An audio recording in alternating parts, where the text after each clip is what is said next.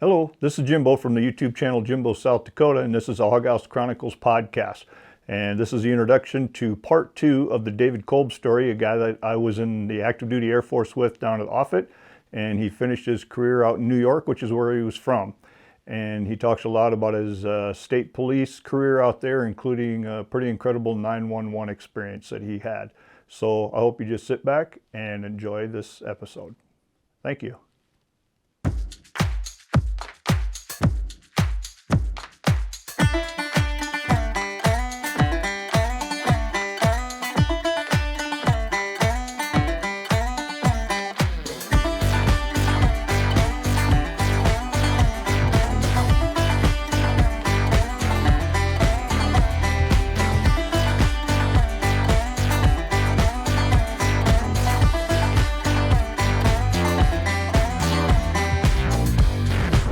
I was blessed to have two amazing careers. My military career was everything I wanted it to be and more. My state police career was everything I wanted it to be and way more. I like I thought I'd said earlier in the broadcast, I took the test in 1988. Was hoping to get called right away. Did great on the entrance exam. But look, the way things were in New York back then, affirmative action being what it was, there was different lists. They had a regular list and a minority list, a female list. And look, that's just the way it was back then. I got no beef. It's just the way it was. But it took me a while to get called, that because of that, in addition to, we had a hiring freeze for probably 2 years in the late or early 90s, 89, 90, 91, in that era. When I came on the job in 1992, I got called in the spring of 92. I was a sheriff's deputy working nights at the jail, had a newborn at home with Sarah, going through the police academy part-time. So it was 2 nights a week and all day on Saturday. I'd get off at Saturday morning. I'd get off at 7 a.m., grab some quick breakfast, get in my car and drive up to Amsterdam, which was at the time where I was living was, 30 miles away, to go through the police academy all day on Saturday. I was exhausted, and, but hey, it is what it is, right? You're trying to make a goal, you make sacrifices. So in the spring of 92, I'm about halfway through the local police academy because I was scheduled to graduate in June. This is now like April. Of all people, my father calls me on the phone. Now, my old man never used the phone. Okay. My mom used the phone for my dad. Right.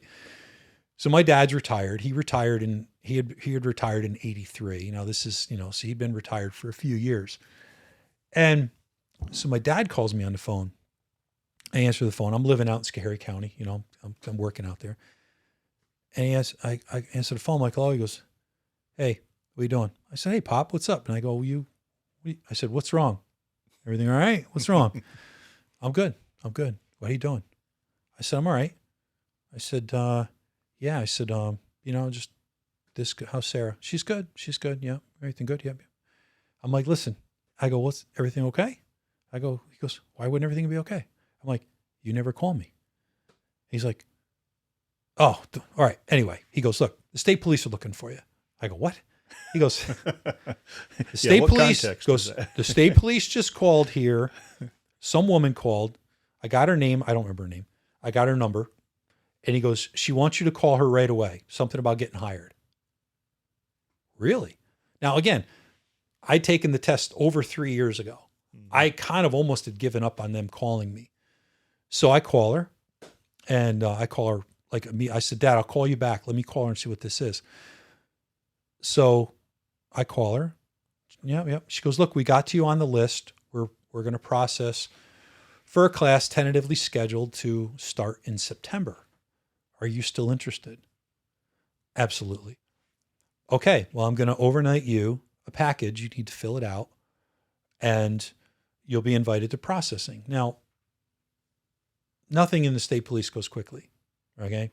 And I don't mean that disrespectfully. It's just, it's a big organization. Big, largest state police agency in the country. Okay. One of the second oldest to Pennsylvania. And we, and sometimes bureaucracy gets in the way of progress. And that's just reality. Again, not to be disrespectful, but that's just the way it is. And I saw that a lot, especially later in my career when I became a commissioned officer and then I became a commanding officer. And so I process, April to October, I process, they put the class off for 30 days, of course, because, money and things like that. I get a call. It's like end of September. It's like 29th of September, somewhere around there. It was very end of September. I'd work again, just got off the midnight shift at the jail. I just get ready to go to bed. The phone rings. State Police personnel office. We're offering you a probationary appointment to the State Police Academy. Are you accepting? Yeah, absolutely. Okay, we're going to overnight you a package. Congratulations. Fill it out. You're scheduled to report the afternoon of Sunday, October 11th, 1992. Okay.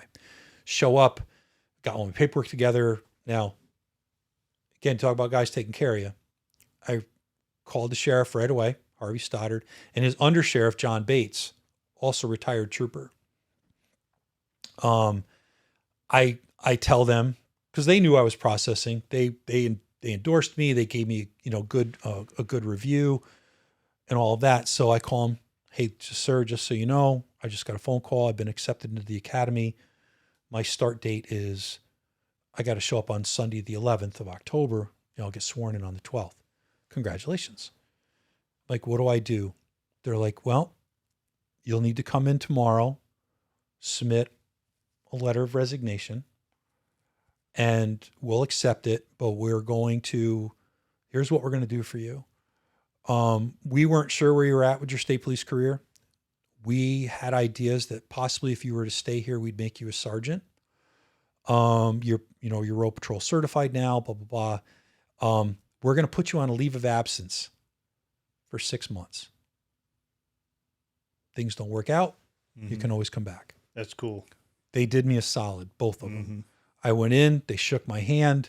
They were both thrilled for me. They're like, you're going to do great. You're going to be awesome at this. And so I tendered my resignation on my birthday. October 8th was my last work day there. They put me on a leave of absence, and I started the academy on the 12th as part of the 171st session. And 6 months later, I graduated, and the academy was crazy. It's one of the longest in-residence police academies in the country. It's like over 6 months long. Oh, wow. Like 27 weeks, I think. 26, 27 weeks. I know the curriculum's changed a lot, since I went through 31 years ago. And you show up on Sunday night. You don't leave till Friday afternoon. I very quickly adopted two mantras. One, they can kill me or they can fire me, but I'm not quitting. And number two is they can't stop Friday from coming. Those were I kind of did little mental tricks with myself. I would not wear a watch during the week. Yep. I would take my watch off on Sunday night. I'd put it in my dresser, and I wouldn't put it on till Friday after lunchtime, because, with the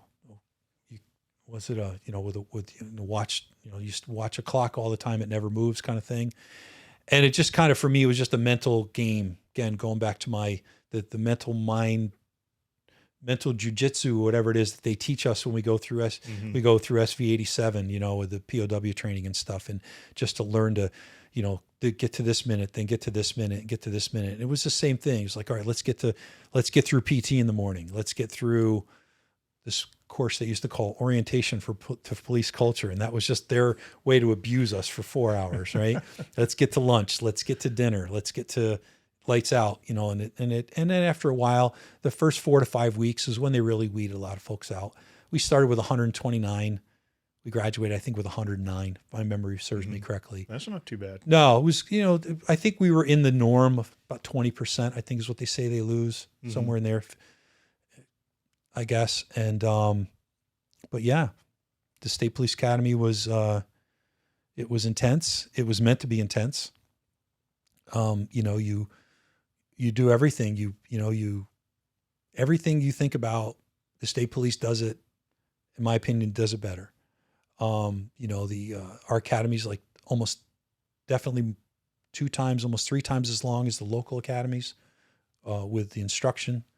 I really, just when you think about what's the number one in hours, dedicated hours of instruction, what do you think the number one course would be in the academy? I don't know. Driver training. Oh, driver. EVOC, we call it, Emergency Vehicle Operations Course. Well, I guess, yeah. Over 90 hours of training in EVOC. And I think second was defensive tactics. With state training or state police. Because, I'd watch that podcast, Sean Ryan show, or listen to it on the way up here. I'll get his last name wrong. Bernie Kervek? Carrick. Yeah, Bernie Carrick. Yeah. So that was New York City police. Yeah. So is there state police in the city, or is that the state police covers? Yeah, there is. City? The way the state police is broken up, it's in New York, and it's probably similar in other states, but we have troops. You have 10 troops or 11 troops, and it's just a geographic cluster of counties, right? So like Troop A is Buffalo area, Troop B is like the North Country, Lake Placid, that area. Troop C is like Binghamton area. Troop D is Syracuse. So E is the Rochester area. Troop F is on the west side of the Hudson River, so Kingston, Newburgh, that area. G is the Capital District, so Albany. H is like headquarters, so that's like, headquarters, like Aviation's part of Troop H. Our SWAT team, we call it Special Operations Response Team. They're part of H. It's not. I don't want to call it a support troop because there is operational units within H, but it's not like a cluster. It's statewide. Has statewide responsibility. And then you got H. You got K, which is my home troop. This is Troop K. It's 4 counties: Columbia, Dutchess, Putnam, Westchester County. So it's everything on the east side of the Hudson River, north of New York City. And then you've got Troop L, which is Long Island. You've got T, which is the New York State Thruway. So anything involving the New York State Thruway is part of State Police Troop T. And then you got Troop NYC, which is the 5 boroughs of New York City. And we do have a mission in New York City. State police do. So those are your troops.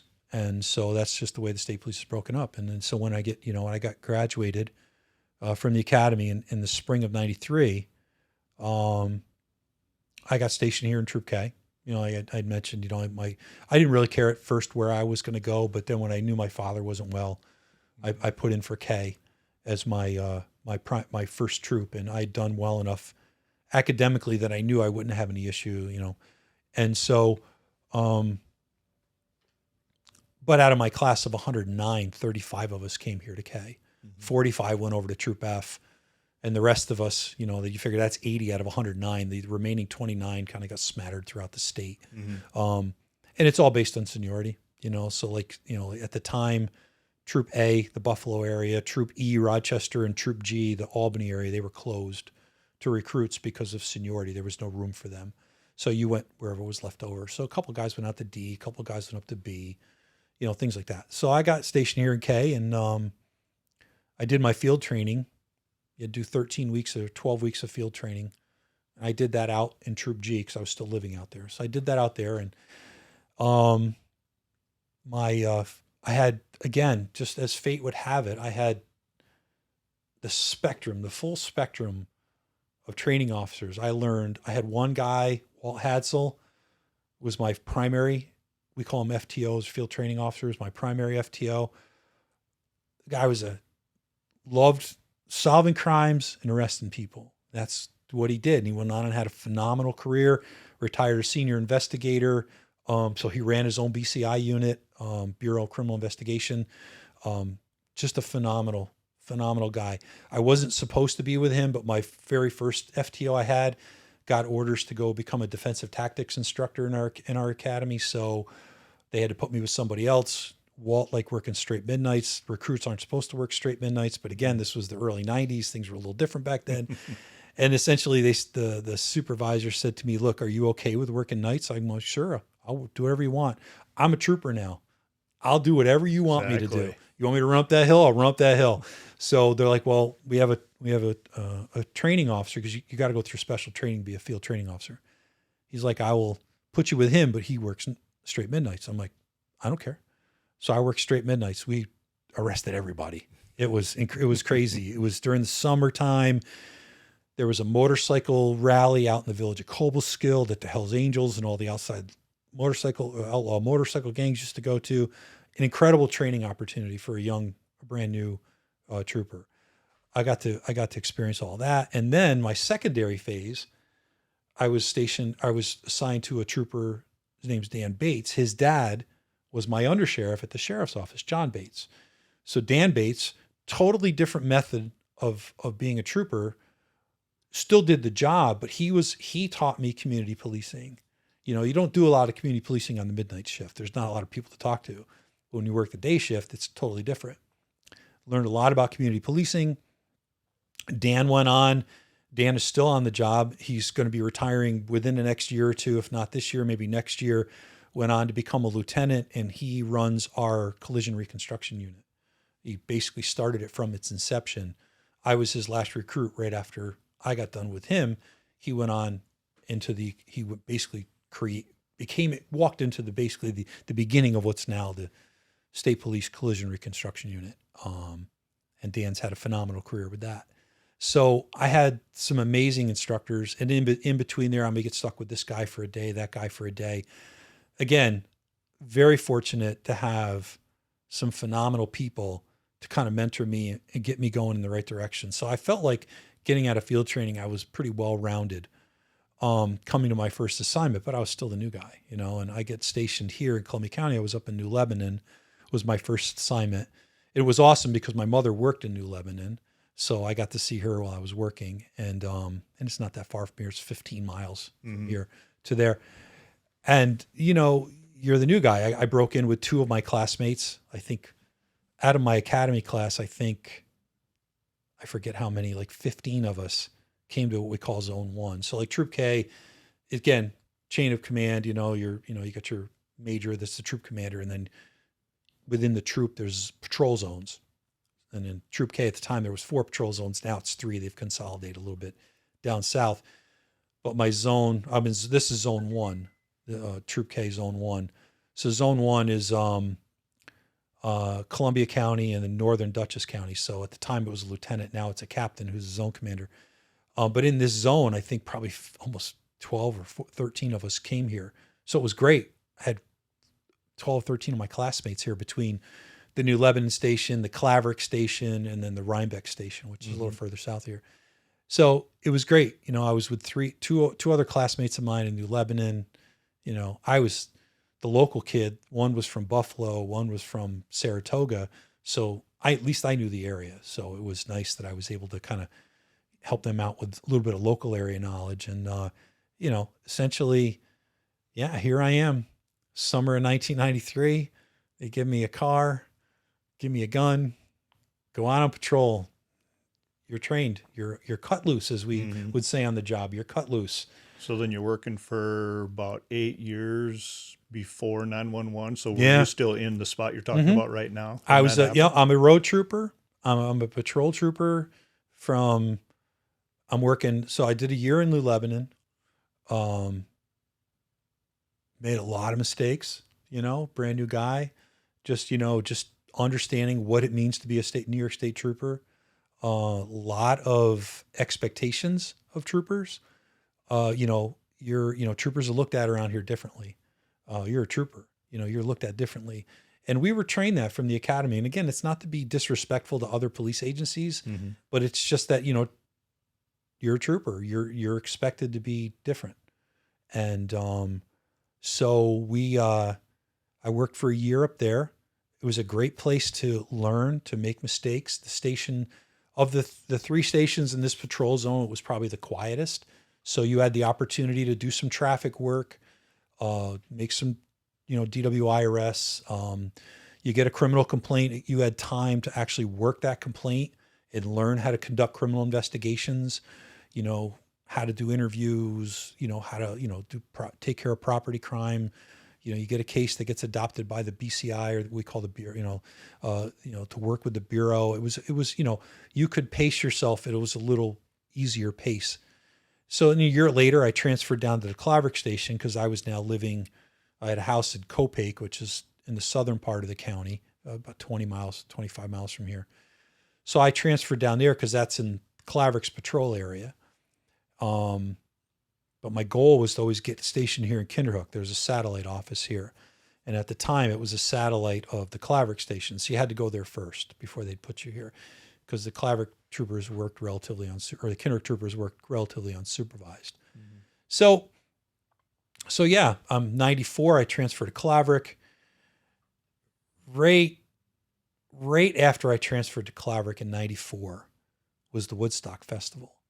So if you know anything about the Woodstock festivals, obviously the original Woodstock was 1969, was held down in Bethel, New York, which is now where they now have a festival site there, the Bethel Woods Festival, or Arts Festival Center, whatever it's called. But that was where that's where it was, Max Yasgur's old farm and all that. If you've ever been there or not, it's a phenomenal place. Go visit it. So in 1994, they held the 25th anniversary of the Woodstock Festival, but they couldn't hold it there. So they held it in Saugerties, which is just north of Kingston. So it's not too far from here. I don't know, 50 miles north of the original festival site, but they found a place to hold it. And they held Woodstock 94 there. So it kind of the same rules applied. They were going to have like the peace patrol. They weren't going to have cops on site. But the organizers hired the state police to do traffic control and things like that. So we get assigned. What they did was, it was actually a pretty good idea. And again, you gotta remember, this is pre-cell phone, pre-internet, right? It's 1994. So you buy tickets to the Woodstock Festival. You get your tickets, and then you also get a parking pass. And your parking pass was color coded. So your parking pass, depending on which lot you were to go to, on the back were the instructions to how to get there from the New York State Thruway. So we, in Columbia County, we had a lot down outside of Hudson, and that was the blue lot. And so the state police were only supposed to do traffic control outside the blue lot because it was on State Route 9, and then New York State Route 23 is just down the road. Well, as things would have it, they didn't pay the bill, from what I'm told or what I heard, for the peace patrol to take care of stuff in there. Oh, wow. So they in a panic, they're like, the troopers, you guys need to go in and take care of these parking areas.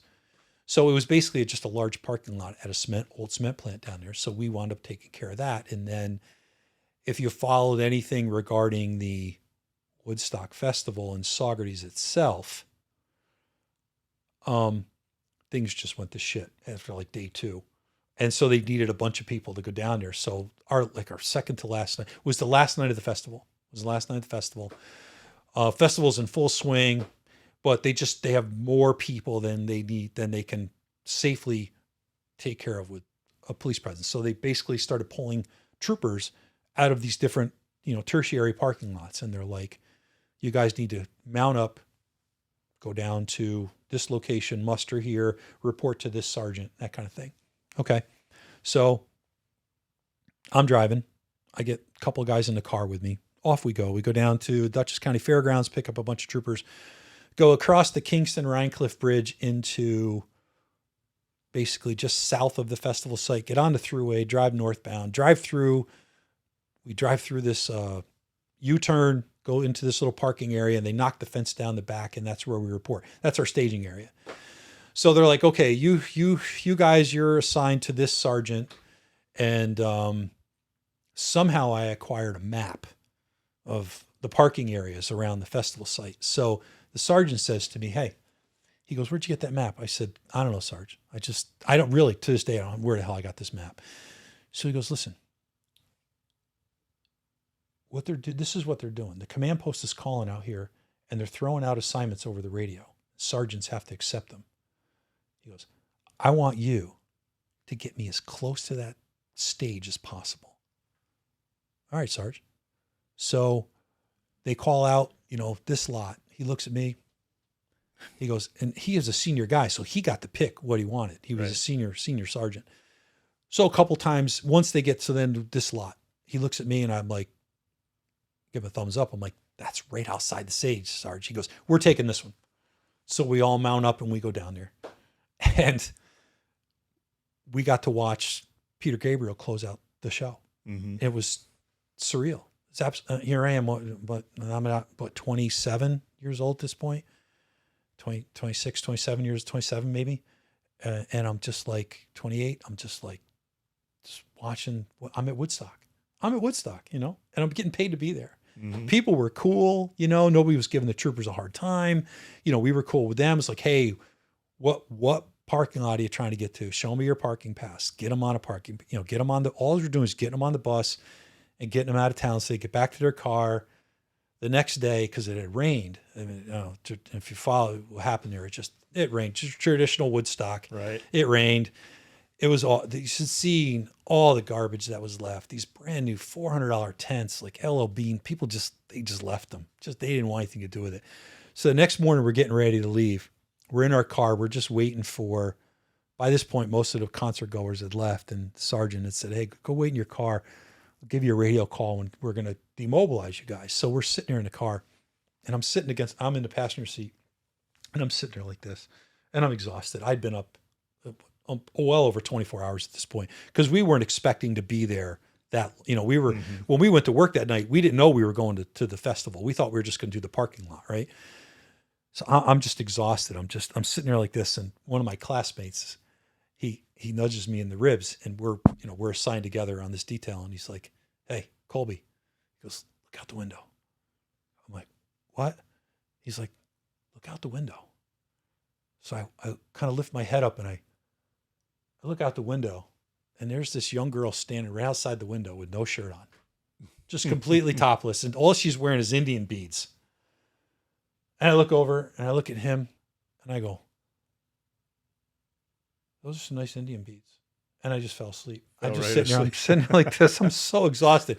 She's like, wake up. I'm like, bro, I just want to go to bed, man. I'm exhausted. So we get demobilized. We get sent back home, and that was the end. That was the last day of the festival. But crazy, not just that. That's just a kind of an anecdotal, right. kind of funny story. But just to be able to say, hey, I was at Woodstock '94 and watched Peter Gabriel. I love his music. To watch him just close the show was awesome. Just to be there, be in that inner circle, right? So that was 94, 95, 96. I was just having a great time in Collabric. I mean, just a great station. It's his own headquarters. That's where the captain was stationed, and his staff, and, working my patrol area, where I lived. I mean, still hadn't moved into this house yet. This was until 98. And then I was getting a little bored. I don't say bored, but just some dynamics in the station were just a little, just be polite, were a little unsettling with me. And some of the supervisory philosophicalness, philosophies and stuff, I just wasn't jiving with. I was a military guy. I kind of had a way of doing things, and it just, just wasn't happy with the way things were going. So I had an opportunity in late 97, beginning of 98, I had an opportunity to transfer to the governor's detail. There we called, back then it was called the Executive Services Detail under Governor Pataki. Now they call it the Protective Services Unit. Same thing. So PSU, ESD, same thing. You basically, it's the detail that protects the New York State governor, his immediate family, and then any dignitaries that come in that you may be assigned to. So I transferred up there in January of 98. It was just for a change. It was temporary, purely temporary on my part. I just kind of figured, hey, look, it's a good opportunity to, maybe just kind of do something different for a while. You're on this job for at least 20 years anyway, right? And so again, it was just the way things worked out. I had some great supervisors, and got to do some really cool things. Governor Pataki was phenomenal to work for. He is a true gentleman. He loved sports. I was, if he, again, you went where he went. So if he wanted to go for a run down by the Hudson River, somebody went with him. Well, I was a runner back then. And, so I would go run with him. He wanted to play basketball. He would come in. We had what they called the command center, where the trooper's office was, up at the governor's mansion. And he'd like, hey, anybody want to shoot some baskets? And they'd all look at me. you go. So I'd play basketball with him. I mean, he was a true gentleman. His family, they were very respectful to the detail. The supervisors on the detail were great. They were all wonderful. I did that from 98, 98, 99. In 1999, just by pure happenstance, I just decided on a whim to take the sergeant's exam. I wasn't planning. I wasn't studying. We had a couple guys on the detail with me that were studying really hard, and you could tell their scores. They did very well on the sergeant's exam. I took it just to take it. I had taken it once before when I was first eligible. I think that was like 95, I think is when I took it. I think when I was eligible, 90, 95, 97, maybe I took it when I was first eligible. I forget what the parameters were, but it was around that time. And I didn't advance because the way our promotional exams are, you got a written portion, do the written exam, and then you do the oral boards for the oral portion of the exam. And so I didn't advance after the written portion. I didn't score high enough because I didn't study. Mm-hmm. And so in 1999, I said, okay, well, I'm going to take the sergeant's exam. So one of the guys that was on the detail with us, and I won't mention his name because unfortunately later on, I was in internal affairs and I had to investigate him for misconduct. And it was something serious enough that he had to leave the job. So I won't mention his name out of respect to him. But he's like, listen, if you're going to take the exam, at least put your books together for the open book portion. You have a closed book portion, stuff you got to know from memory, and then an open book. So not stuff you got to memorize, but you got to know where to find it. And again, you know, guys, when you take this promotional exam, you're not walking in with a binder. You're walking in with a crate full of books. Okay. So I put my open book stuff together like 3 days before the exam. Didn't study. The only real studying I'll say I did is when the guys were studying, I would kind of listen in. But again, I'd been on the road for, at that point, 6 years. I knew the job. I knew our books inside and out. I knew the manuals really well. I knew where to find stuff if I didn't know it verbatim. When it was all said and done, I finished number 69 on the sergeant's list. So captain calls me, hey, you're getting promoted. You will be getting promoted on this list. This list goes in effect in August of 99. This was like June when he called me, July. I was home the day he called me. And he's like, you're getting promoted. So be ready for that. I'm like, okay. So basically 99, I had the opportunity to do some really cool things on the governor's detail because I knew I was leaving. So like I would volunteer for everything. Mm-hmm. And one of my favorite memories of being on the governor's detail there's a few. I got to go with Governor Pataki to the 1998 Hall of Fame weekend at Cooperstown at the Baseball Hall of Fame. Got to meet, I can't tell you how many Hall of Famers I met. Sandy Koufax, Tommy Lasorda, Carlton Fisk, Nolan Ryan, Tom Seaver. I mean, I got to meet all these guys. It was like a kid. I was like a kid at Christmas, right? And then in the summer of 99, and then in the fall of 98, the Yankees went to the World Series that year. But in the American League Championship Series, they played the Cleveland Indians. And I got to take him to Game 6 of the ALCS when the Yankees clinched. I think it was Game 6. But I got to watch Jim Thome hit one of the longest home runs I've ever seen hit in my life. And I won't repeat what Governor Pataki said to me, but he was sitting right next to me and he leaned in and said it. And I said to him, I said, sir, I think that ball was still traveling upwards when it hit the upper deck. It was one of the longest home runs I've ever seen hit in my life in Yankee Stadium. Jim Thome was just a phenomenal ball player and Hall of Famer. So, but in 99, summer of 99, I get a phone call. I'm home and it was my sergeant. And he goes, hey, are you an EMT? I said, yeah. I've been an EMT since 1994.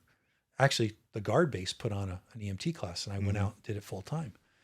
And he's like, and he goes, you're a scuba diver, right? I said, yeah. I actually have my master scuba diver rating. I've had it since the early 90s. And I said, yeah. And he goes, I got a detail I need you to do, or a detail to go on. I'm like, what's that? Well, the governor was going camping in the Adirondacks with a good friend of his who was a state senator up there. And so I got to be his guy on this trip because, you know, you go boating up these remote Adirondack lakes to a cabin. And it was just four of us. It was myself, the governor, the Senator Stafford, I believe his name was, and then a gentleman, somebody that worked for him. And so it was just the four of us, and we drove up there. And so I'm like, well, do I need my scuba gear for this? And they're like, no, but you know how to swim. I'm like, yeah, I can swim. They're like, okay. So I worked it out where a very good friend of mine, Jeff Quinn, in my guard unit, Bronze Star recipient from the Battle of Mogadishu. Mm-hmm. And Jeff has a boat up on Lake George, and he's was one of my dive instructors. And I said, hey, I'm gonna have a day off after I do this trip. If I throw my dive gear in the truck, you want to do some diving? He's like, yeah, sure.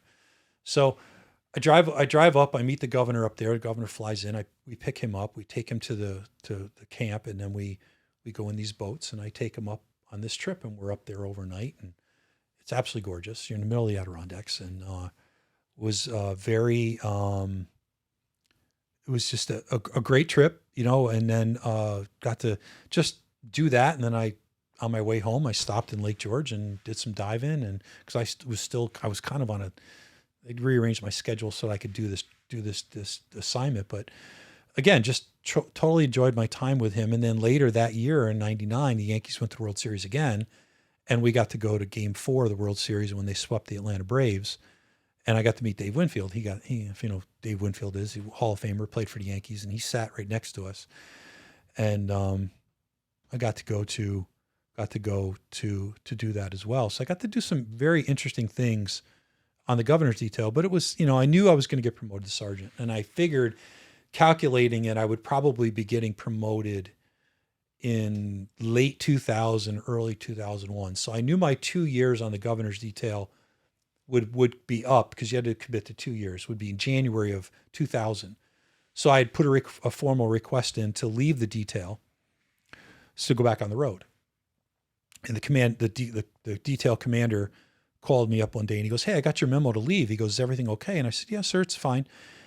And he goes, look, I got to tell you, he goes, most people come on this detail and they don't put a voluntary transfer in to leave. Mm-hmm. He goes, I'm just curious why. And I said, well, sir, I'm going to become a sergeant on this list. I'm pretty positive I'm going to make sergeant on this list before it expires. And I said, I'd like to go back on the road. I've been off the road for about 2 years. And I feel like if I'm going to be a good sergeant, I know I'm not going to be a sergeant here on the governor's detail.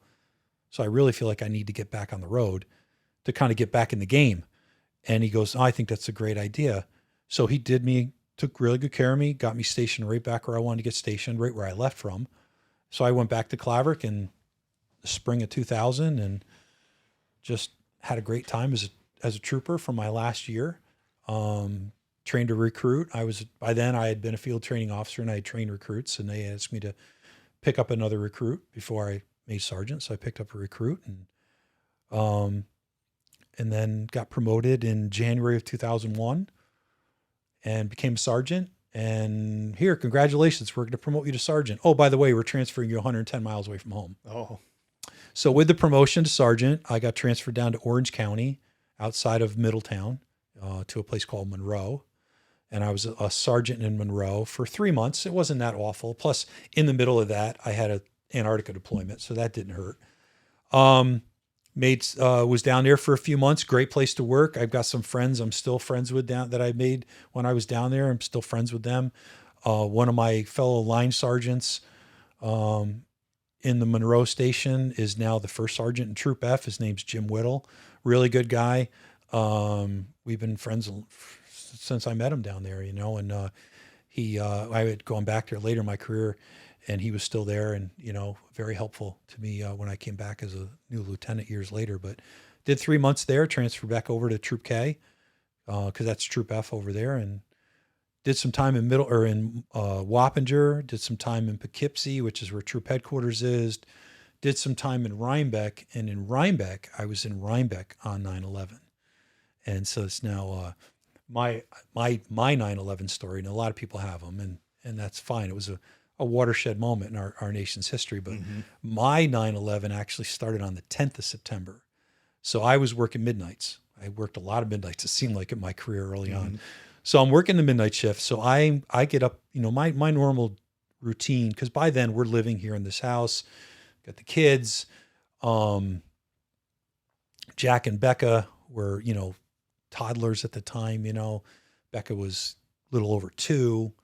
Jack was barely a year old when 9/11 happened. And so, my normal routine when I would work midnights is, I'd get off at 7 a.m. I'd come home, have breakfast with the kids. I might stay up for a little while, have a cup of coffee, and then go to bed. Go to bed around 10 o'clock, get some sleep, get up, do some stuff with them, maybe take a quick nap or something, and then get up, shower, shave, and be to work by, usually I was at work. I was always work by like 10:15 or 10:30. Just the right thing to do. I was never one of those guys that walk through the door 5 minutes before your shift starts. It's just, right. It's just poor form. So I'd get to work. And so what I would do is I would grab a car. Now, by that time, the Livingston barracks had closed, and they relocated to the town of Livingston, which is just one town over in Columbia County. And that's where zone headquarters is. So Claverick had closed, and then, Claverick was still open in 2001. But I would go to Claverick because it was closer to home. I'd grab a car, and I would drive down to Rhinebeck. And I would, I'd grab a car, and I'd be down to Rhinebeck, and I'd go back to Claverick, and then I'd go home. The captain was fine. He's like, hey, you can do that as long as there's cars available. If not, you're going to have to drive right to Rhinebeck, which is fine. So, depending on what was available, I would do that. So I was in Rhinebeck. My shift started at 11 o'clock because the state police clock at that time, it's changed now because they have a 12-hour schedule, the troopers do. But back then, everything was on 8-hour schedule. So it wasn't midnight to midnight. It was 11 p.m. So your A line started at 11 p.m., went to 7 a.m. Then it was 7 to 3 was the B line, and the C line was 3 to 11. So my shift started at 11 p.m. on September 10th, but it was technically the A line for the 11th. So I start my shift at 11 p.m. on the 10th. The first thing I have when I get to work, I get dressed at the Claverick station. They had an extra locker for me. I'm like, what do we got going on? Oh, we got an unattended, what we would call a dead body down the southern part of the county. So it was on my way. So I stopped there first, checked in with the trooper who was there. Are you good? You need anything? But they were waiting for the crime scene unit to show up, and they, I don't know if they were showing up immediately or we were just holding the scene. Sometimes we would do that until daylight. So stayed there for a little while, went down, did my stuff at the station, went out on patrol, checked on what was going on. Everything was fine. Get out of work at 7 a.m. With, 6:30 or so, I'd start my way back to the Claverick station. I got back there, I changed, dropped off the car so the day shift could have it, got in my truck and drove home. And I remember the day just being, the sun was just like a crystal clear day here in upstate New York, not a cloud in the sky. I get home, kids are up, so it's just like, I get home. By the time I get home, it's probably going on 8 o'clock. Right.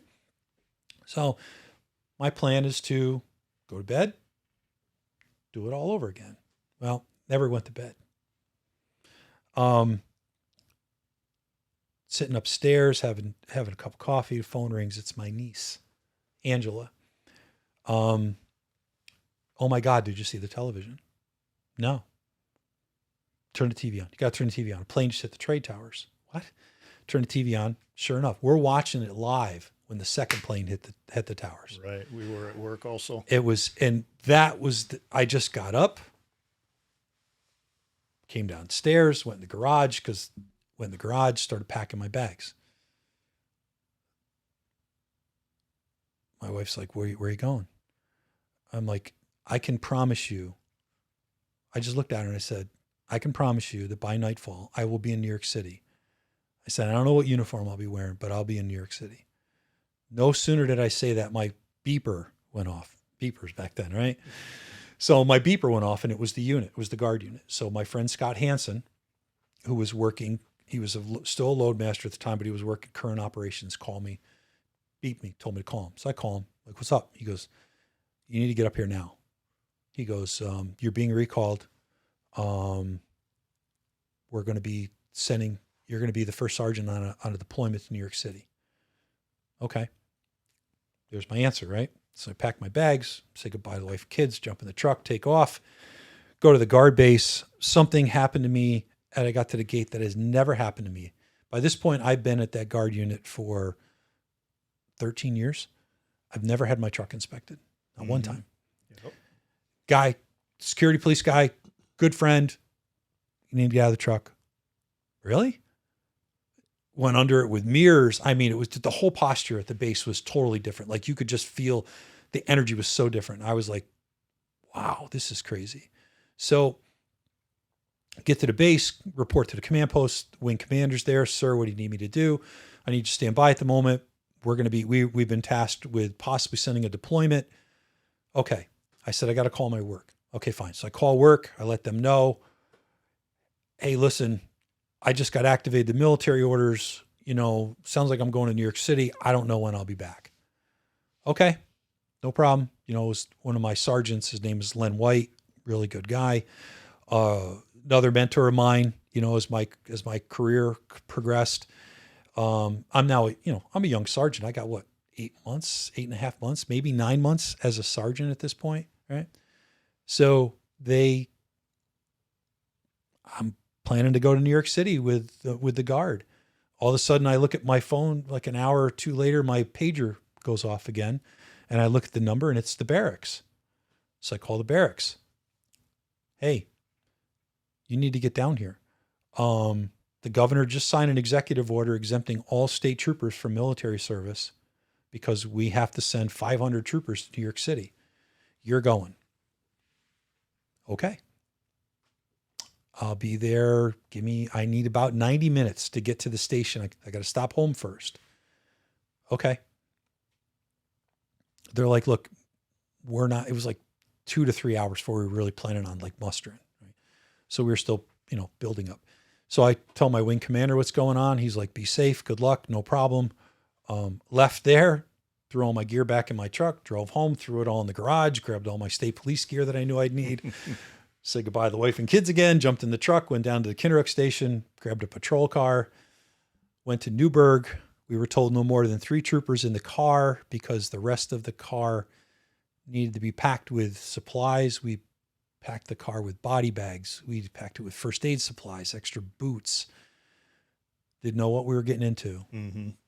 Put together a group of like 50 troopers to a platoon. So however many, we could get 50 troopers in over how many cars. And we had to drive down to the Javits Center, Jacob Javits Center in Manhattan on the west side, upper west side, midtown west side, whatever, is a state-owned facility. The state police just took it over. That was our staging area, forward staging area. And it's like 2 to 3 miles north of the Trade Center site. So we're getting ready to leave. Anybody know how to get to New York City from here? Yeah, I do. I was on the governor's detail. Fine. You're leading your squad down. Give the captain my name, number, patrol car. We head out, go down from we actually left and went over to Newburgh to the guard base in Newburgh. That's where that was like where we went first, got all the supplies lumped from there, down the Palisades Parkway to across the George Washington Bridge. And once you got to the George Washington Bridge, you could really see what was going on. Palisades was closed. New Jersey troopers had it blocked in New Jersey for us, got on the George. Nobody was going into the city, of course. I don't know if you've ever driven across the George Washington Bridge, but it's 2 layers of just bottleneck traffic, right? Not on 9/11. Drove right across it. It was weird. It was just weird. You look to the south, nothing but smoke. Just crazy. It's like, holy shit. You saw it on television, but to see it in person is totally different. And you didn't have time to see anything on TV from that moment on because you're just getting pulled all over the place. Yeah. You figure I went from Niverville up to Schenectady back to Niverville to the barracks in Kinneruck, which is 2 miles away. From there out to the Taconic State Parkway to pick up the Rhinebeck guys, because my group, I was supervising. My small group that I had was 18 troopers, myself, 18 troopers, and a junior sergeant. So there was 20 of us total from just zone 1 that went down. Mm-hmm. So we went from there to Newburgh to the Javits Center. So you get to the Javits Center, open the door, get out of the patrol car. You can't breathe. The smoke, Jim, is so bad. So what any good cop would do, what do? You grab napkins. You'll always find napkins in the map pocket of a police car. Always. You go to Dunkin' Donuts, you grab a handful of napkins, you throw them in the door. Mm-hmm. Just what you do. Right. Glove box, map pockets of the patrol car. Any cop out there watching this, tell me I'm wrong. So we grab napkins, put them over our face just to get inside the building. Smoke is awful. Get inside the building, report to the lieutenant that's on the desk there. How many you got with you? Myself, I got a sergeant and got 18 troopers. All right, I want you to break yourself up into 2 platoons and report back to me with the rosters. So basically I took 9 guys and he took 9 guys. And I said, this is my roster. This is his roster. So they put them up on the board. And then as patrol assignments came in, they just started filling them. So he looks at me. He goes, I want you to take post 1. Okay, sir. Now this was my lieutenant when I had just made sergeant and I was over in Orange County. His name is Ken Caulfield. He was a lieutenant over there. He was the zone lieutenant. So he knows me personally. He doesn't know the other sergeant, but he knows me personally. Great guy. I was only with him a short period of time, but I learned a lot from him. And he's like, I want you to take post 1. Well, what's post 1, sir? It's the corner of West Side Highway and 14th Street, the intersection. Copy that, sir. What are my orders? Shut it down. That was my orders. It was that simple. Shut it down. Shut it down. So I took my 9 troopers, myself, drove down there, met up. I had 5 NYPD guys that were this is a busy intersection. I don't know if you've ever been down there or not. No. But West Side Highway and 14th Street, that is a monster intersection. Okay. So we're there with them. I'm the only sergeant on the scene. It's 5 NYPD guys. They're all police officers, myself, and they gave us 2 Army National Guardsmen. And they all look at me. What do we do? Yeah, what do we do, Sarge? Shut something that big. I'm like, shut it down. I'm like, simple, shut it down. We blocked all the cars, emergency traffic only coming out because we got a lot of ambulances coming north because it's basically if you continue south on the West Side Highway, if you cross over 14th Street, you're literally driving to the Twin Towers, if you know that area at all. So we shut it down. That was our orders. Now, by the time we got on post, again, that happened at what? 8:46 in the morning was when the first plane struck, if I recall, right? 8:46 in the morning. We were on post by about to be late afternoon. It was still daylight when we got to Manhattan. It was still daylight. By the time we got on post, we weren't at the staging area at the Job Center long. They gave me an assignment. We were gone. We mounted up. We were gone. So that night, the first night, they call me on the radio. Call the command post. So I call the command post and they're like, listen, how many troopers you got with you? I said, with myself, we got 10. I got 9 troopers and myself. Okay. They need help at ground zero. We want you to split your platoon in half. Is your intersection closed? Yeah. Do you have NYPD guys there? Yeah. How many? 5. You have any guardsmen there? Yeah. How many? 2. Okay. So leave half of your guys there and report to whatever the guy's name was that I would report to at ground zero. So I said, okay. So I said, well, I took the senior trooper who I got to work with here in Kinderhook later on in my career. I said, okay, you're going to take this squad and I'll take this squad. You stay here. We're going to go down there. And we were told to halfway through the shift to come back and you guys can go down there. Okay. So we got the traffic situated. And at that point, some crazy stuff was occurring. So we're just before I'll get into that second part. So we're there at West Side Highway and 14th Street, right? We had people showing up, just giving us stuff. Mm-hmm. We had people showing up, giving us flashlights, gloves, pizza, food. We had more food than we could eat. We had so much food. We had a guy show up with 10 boxes of pizzas for just us, for just my guy. I'm like, that's like a pizza per person, right? And then we had a guy for a while. I actually had a generator given to me. Just guy shows up with a truck. Wow. Hey, you need a generator? No? Well, I got these generators. We're just giving them away. You want one? Sure. Set her over here on the sidewalk. So we had traffic cones set up. We had all this food stuff. We had people, we were giving food away. People were coming up. Hey, you guys hungry? You guys need anything? Yeah, we were feeding people at the intersection. We had to, like, hey, we got it. Take it. I think to this day, I might have a flashlight down in my basement that was given to me on 9/11 that's never been used. I think I just put it away just for sentimental purposes. Sure. So then we get the call to go down there. So a bunch of us go down there. And I'll never forget, there was no direct route to get down there, get down to the Trade Center site. So we had to make our way down like West Broadway or whatever it was. And we get there, and at one point we had to leave our cars because you couldn't travel vehicularly any further south. And so we had to walk.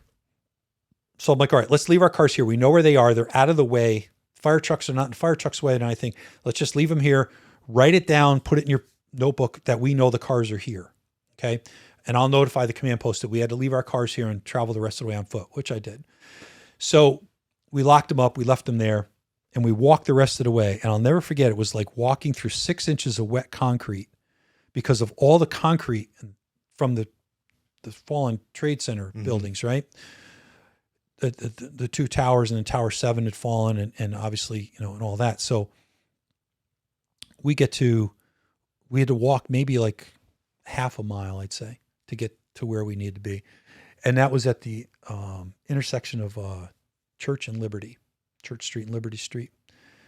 And, if you can visualize, it's basically like a box is where the World Trade Center site is. So we had to report to a staging area in the southeast corner, which is Church and Liberty. And there's a Burger King there. And I remember somebody had spray painted morgue because it was a 2-story Burger King right there. I think it's still there, but I don't know. I haven't been down there in years. They spray painted up the wall morgue with an arrow. And I'm just looking at that and I'm thinking, just a few hours ago, this was a fucking Burger King. Right. Well, not anymore. So we report in. What do you need us to do? Get on the pile. So that's what we did. First couple of nights we were on the pile. And then, remember how I said bureaucracy sometimes gets in the way of progress? So it's like day 3. So we're doing this. So we're half on, half off, half on, half off. This is kind of what we did. So at the end of the first day, so we're there all night. We're there all night. My guys come and relieve me. A few hours later, we go back. So I said, look, I want to be back at the post for shift change. So that's why I went first. So I could be back there to brief whoever was coming in to relieve us on the day shift, right? Silly me thinking we were going to get relieved, 7:00 or shortly thereafter. Well, again, you got to remember, they deployed 500 of us. They had to have 500 more people to come down and relieve us, right? So we're there for the first few hours of, now it's evening of September 11th, morning of September 12th. And we're working the pile, moving debris, doing anything like that. Anytime a body part was found, operations stopped. If we knew we found, fire department clothing or law enforcement clothing, we had to let that respective agency come. And so I'm pulling pieces. And before I get there, I'm standing there. I'm just like, I'm pretty overwhelmed at this point. I'm like, first of all, I've been up since 10 o'clock on the 10th. And now it's like early evening of the 11th. So I'm closing in on 24 hours being awake. Now I'm just pumped all day from just adrenaline. This is just crazy stuff going on, right? So I remember I'm standing there and I look down on the ground. There's this shoe. It's this woman's shoe, high heel shoe. I can't tell what color it is because it's just saturated in water and concrete and dirt. So I pick it up and I'm looking at it. And I'm just standing there looking at it. And I'm just kind of like, I don't know if I'm exhausted. I'm just like, I don't know. But I feel a tap on my shoulder. And it's an FDNY battalion chief. He looks at me and he says, "What's your name?" I said, "David." And as he's talking to me, he takes the shoe out of my hand and just gently puts it on the ground. He said, "You supervising these guys over here?" And I said, "Yes, I am." He goes, "They're watching you." He goes, "Are you okay?" Mm-hmm. And I said, "Yeah, I'm okay." And he goes, "Look, none of us have ever seen anything like this in our lives." He goes, "You're here, take care of your people." So now it's the second guy, at least in my career, has told me it's not about you anymore, it's about your people, Exactly. right? So he kind of just in his own way, just kind of, bitch slapped me back into reality, and it was very, very professional, very gentleman, right? So kind of collected myself, went over, did what I was supposed to do.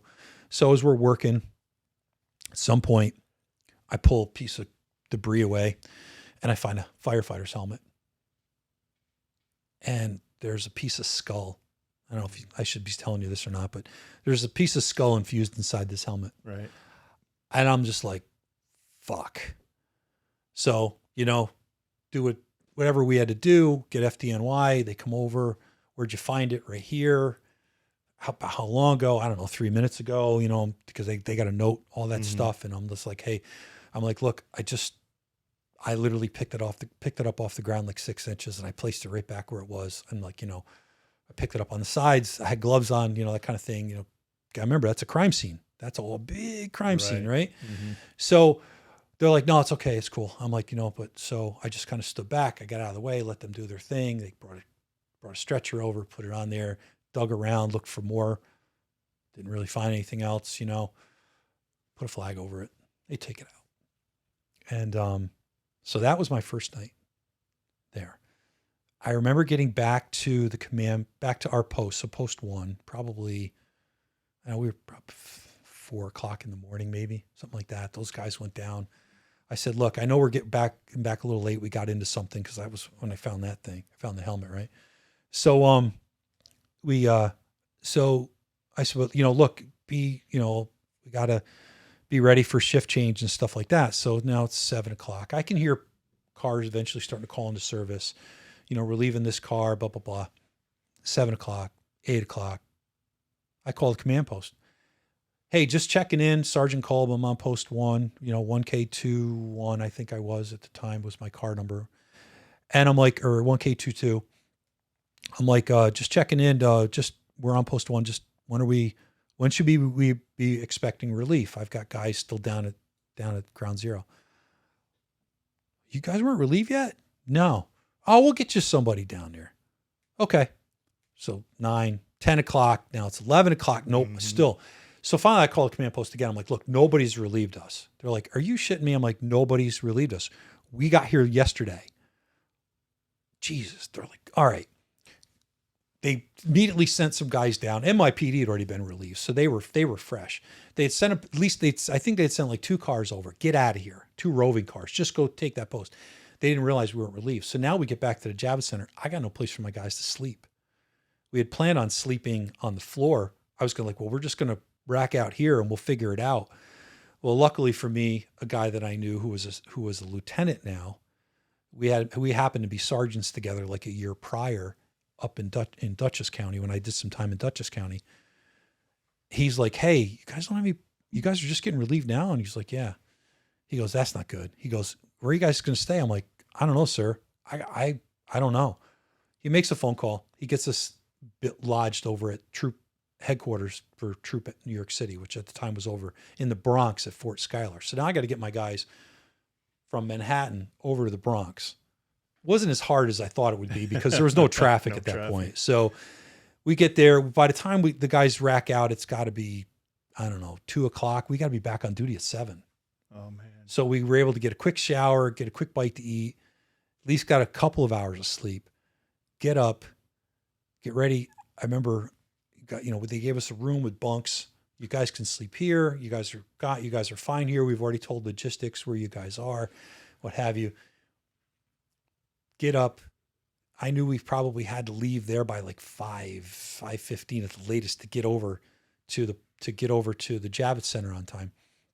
Open up my wall locker, right in my uniform. Just the stench was awful. Mm-hmm. And I remember saying to myself, I got to wear this for the next 6 days, because we were on an 8-day rotation. So I did 8 days of that. Did a couple days at the 14th Street post. Then a couple days later, they started widening the controlled area. So they moved down to Canal Street, and we had 3 posts in Canal Street. Now, if you know anything about that area, it's right next to Chinatown, 5th Precinct area of responsibility for NYPD. So we ate really well.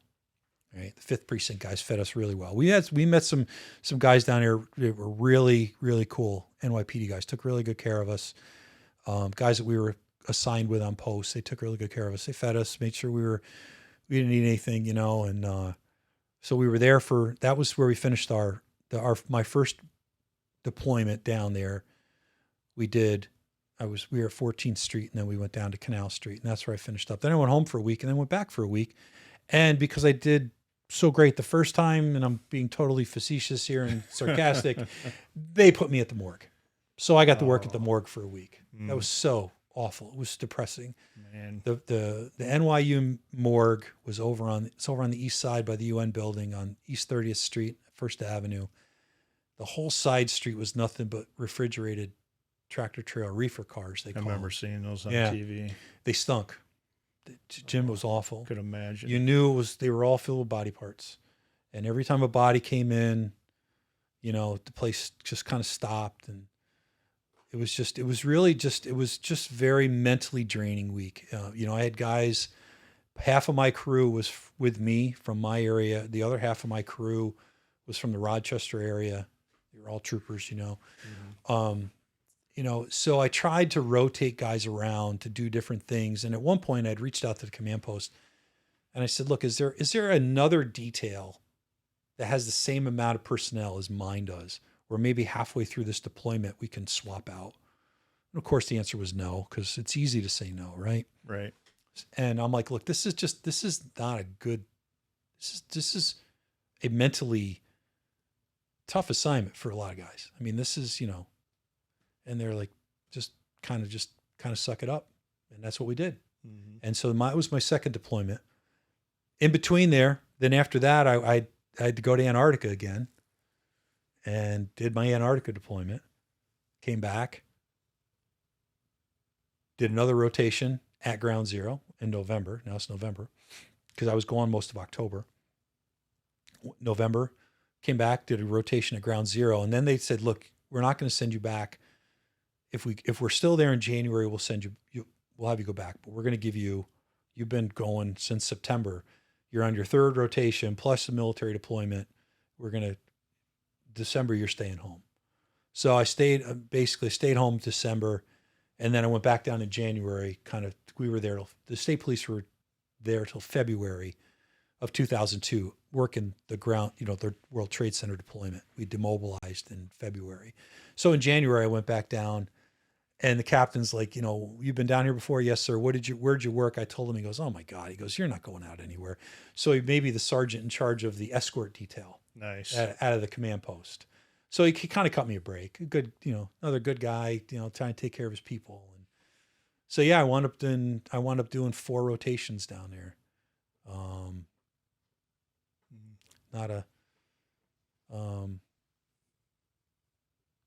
Just a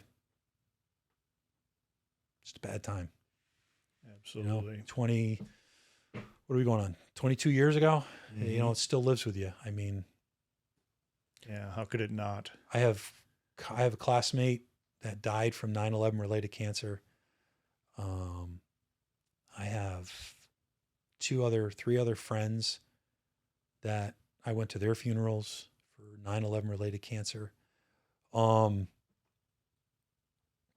I would tell anybody out there who's watching this, if you're not enrolled in the 9/11 healthcare monitoring program, you need to be. Call me. If you don't know my number, Jim knows my number. Call me. I will get you set up with the people to go to. I have been enrolled in the program since it started. Unfortunately, I have, and I don't care, I'll talk about this. I have 2 9/11 related medical issues. My sinuses, I have a 9/11 related disability for my sinuses. I have a 9/11 related, certified related disability for GERD, my gastrointestinal stuff. I am borderline asthmatic because of it. I'm not bitter. I go twice a year for my monitoring. I go in the spring I go to my 9/11 physical, and in the fall I go to my primary care physician.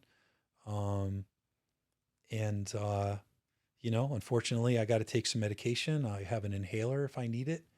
It is what it is. I mean, at the time, we didn't think about that. You're a man of service, You David. you don't think about that. You're asked to do a job, and you go do that job. And unfortunately, sometimes you bring home physical and emotional scars from it, and that's no different than our troops in combat.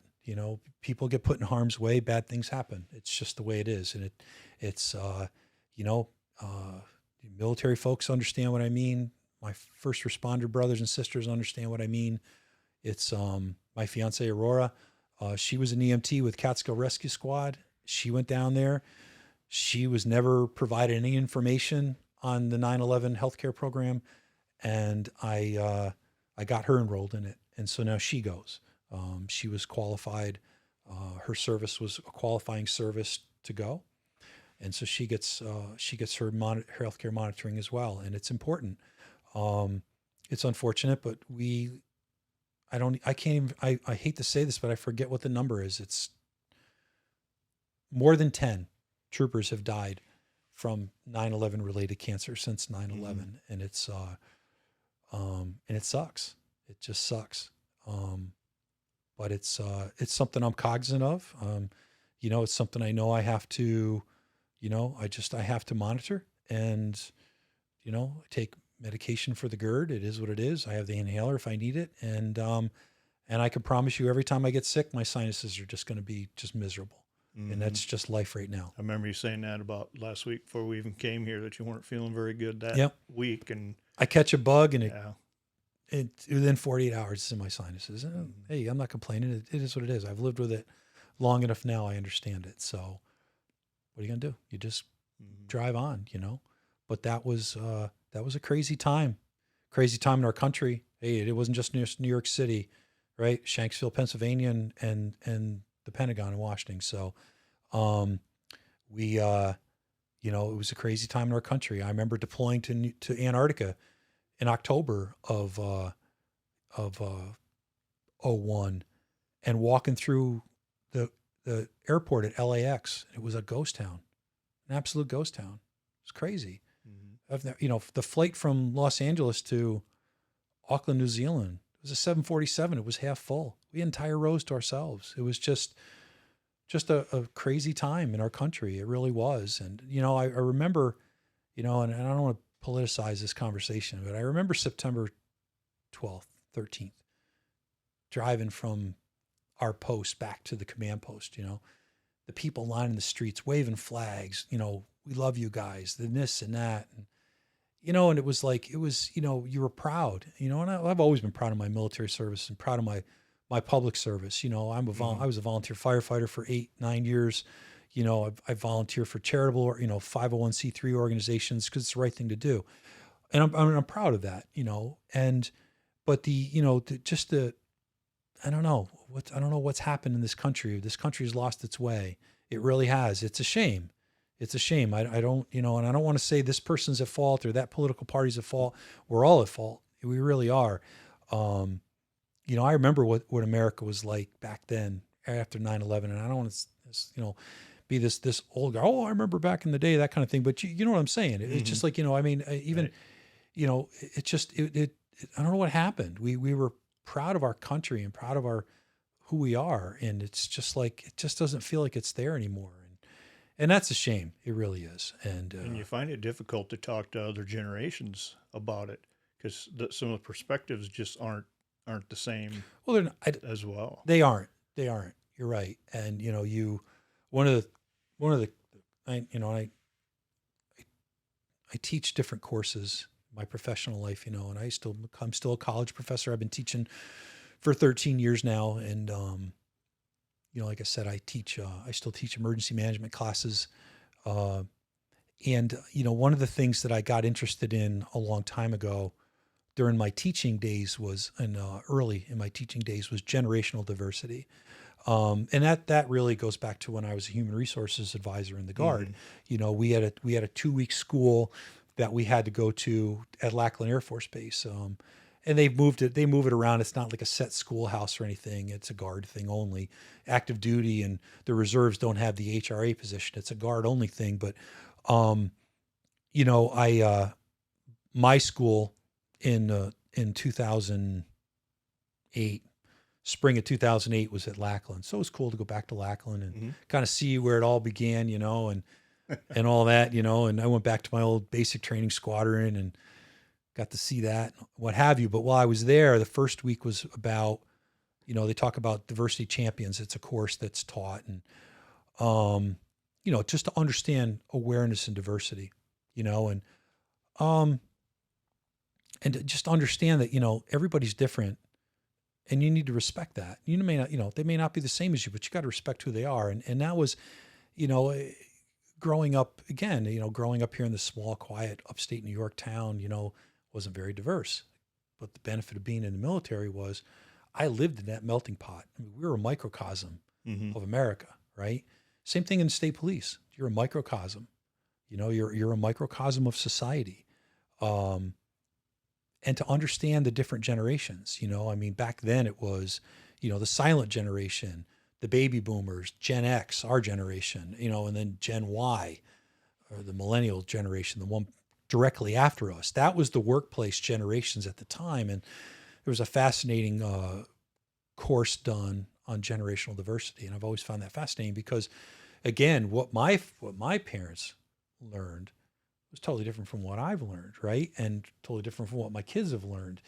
And so you have to understand that it's not only the diversity of ethnicity, race, color, creed, national origin, sexual orientation, whatever it is, it's also age difference, and you need to respect those other generations. And if nothing else, just be aware of who they are and that just have an understanding that they're different because of where the time that they grew up in the history of our world, right? Of our country, that they're different. And now it's, the silent generation, they're pretty much predominantly all out of the workplace now. You figure, the baby boomers was 1945 or 46, however, whichever one you want to look at until now. A lot of them are now out of the workplace. Now it's our generation, the Gen X, that's the middle and upper level management, right? You figure Gen X started in 64.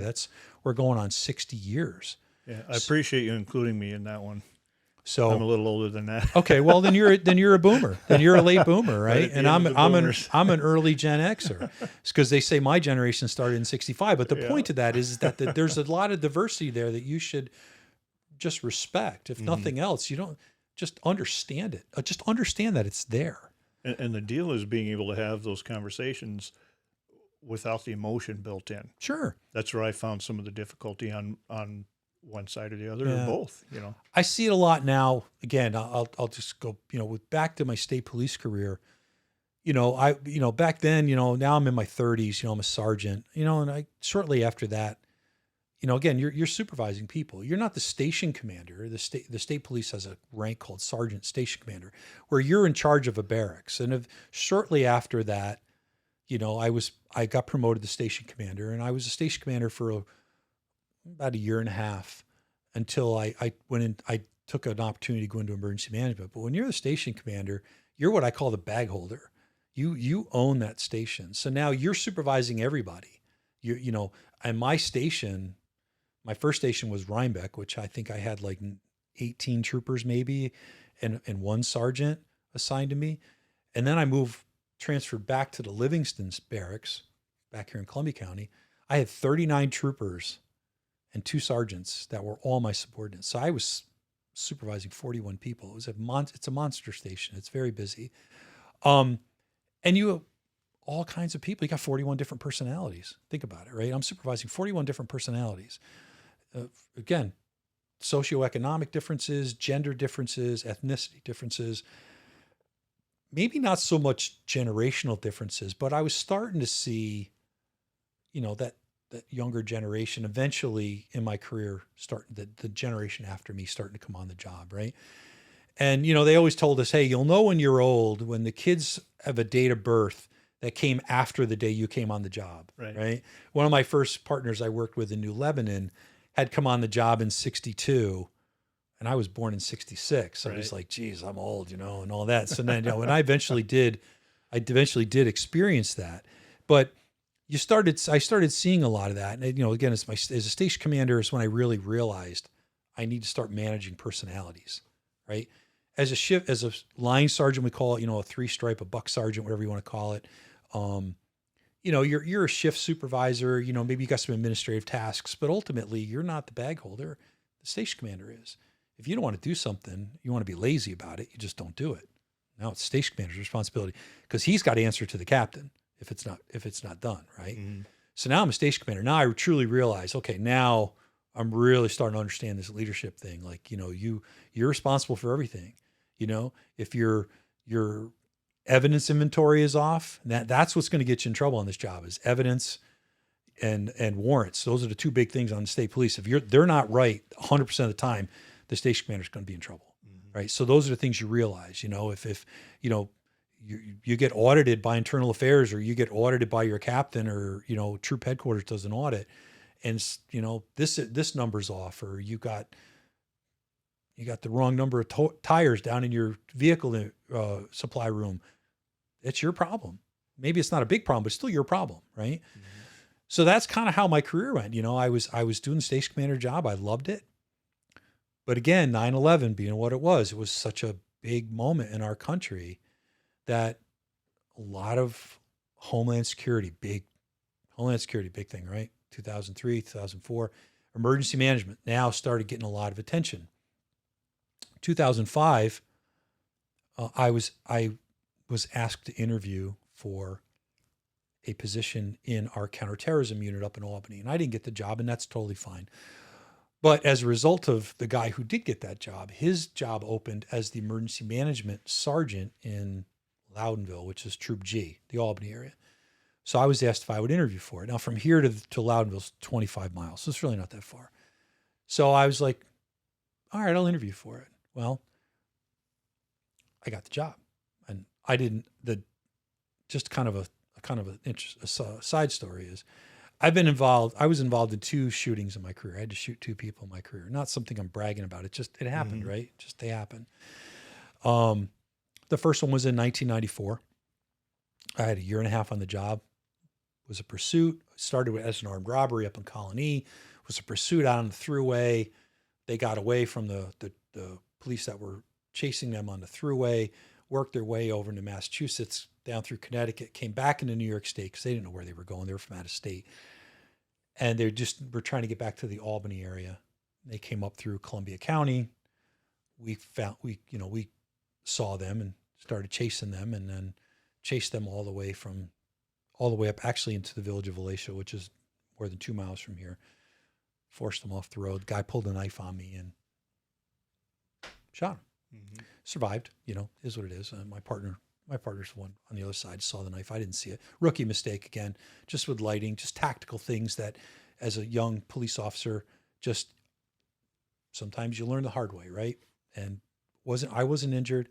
Partner shot him, shot at him, took him into custody. That's done. Just a sprain on my wrist and all that. So that was the first one. Second one was May 3rd, 2005. You kind of remember certain dates and specific dates in your career. The first one was October 26th, 1994. This was now May 3rd, 2005. I'm now the station commander in Livingston. A week prior, I had interviewed for this emergency management position, kept it quiet because I didn't want it to be a distraction in the station. But I was told that night by my captain at the time, her name was Robin Benziger. Again, another one of my true mentors on this job. Somebody I'm still close friends with today. So Robin, if you're watching, hope you're doing well. She said, hey, just so you know, they're going to call you tomorrow. You got the job. She goes, but just keep it to yourself till the orders come out. We call them teletypes till the teletype comes out. I'm like, okay. So this guy robbed a house a few miles north of us, fled on foot, got away from the police, was hiding in the woods. We had a perimeter set up. We kind of figured where he was.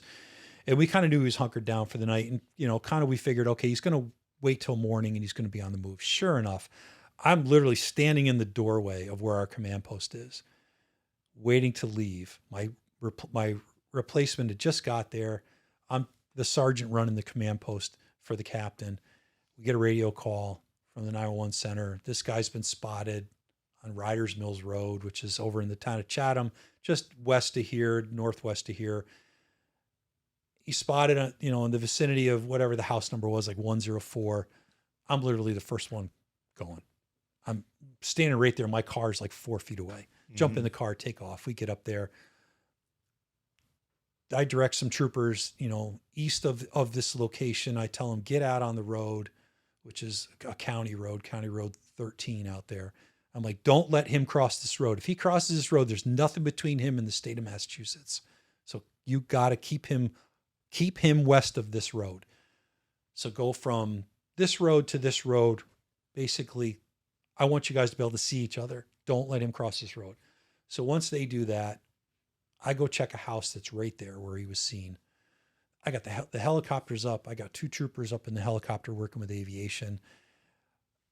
I pull in the driveway, shut the car off. I walk around this garage.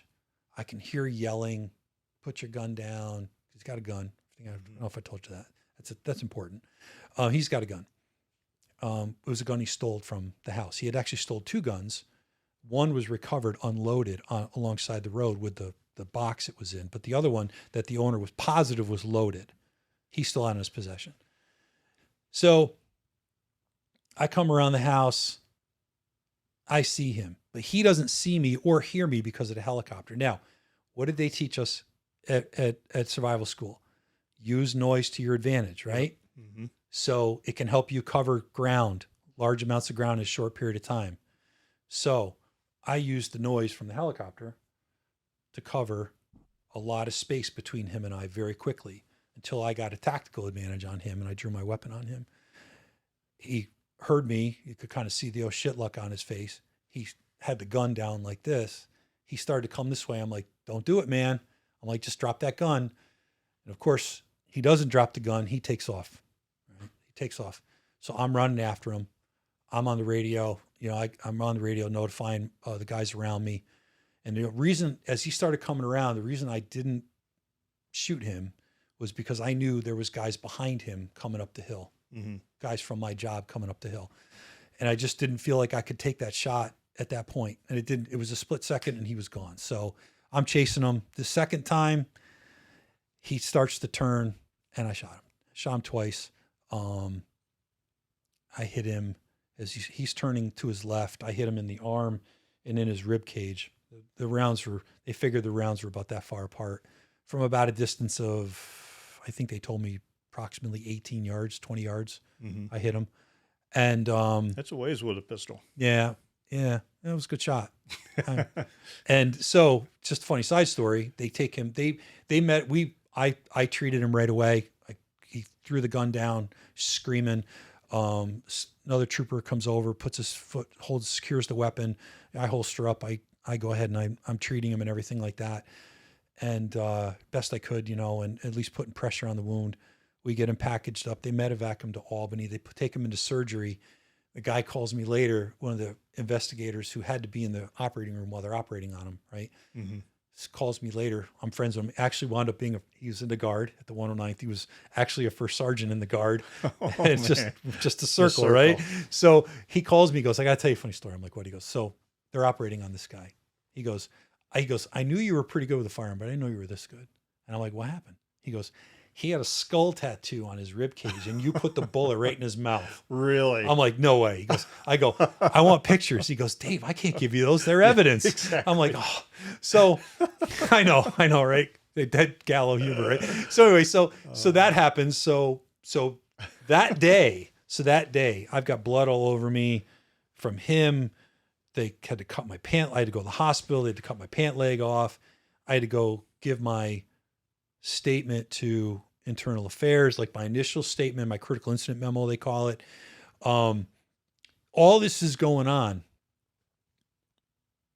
They take me from the scene.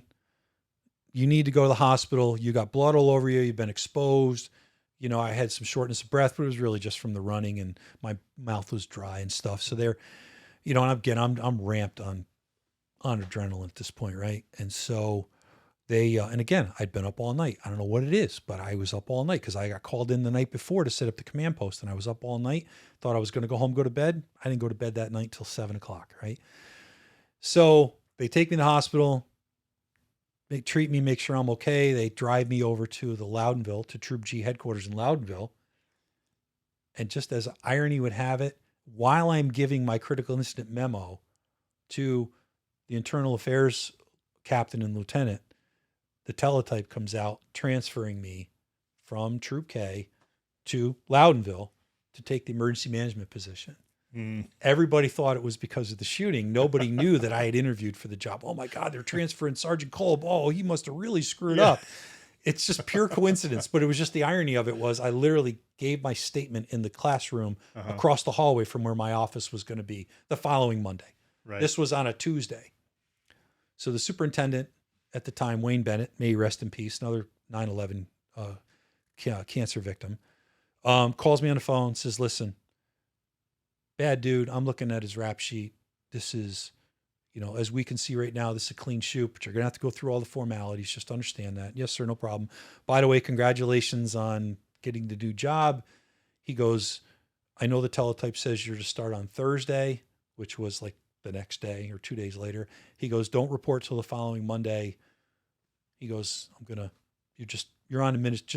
let the major know you're on administrative leave for the rest of the week. I'm not thinking. And I'm like, sir, we don't have administrative leave. There's a pause on the phone. He kind of chuckles and he goes, we do if I say we do. Exactly. He goes, you report on Monday. And he goes, and if you need anything, give me a call. So they gave me the rest of the week off. Especially right after this incident. Yeah, right. Decompress. So I don't know if it was a good thing or a bad thing. I didn't really know what to do with myself all those days, Good point. So I did. I reported that following Monday, and I did emergency management for 8.5 years. I was the emergency management sergeant.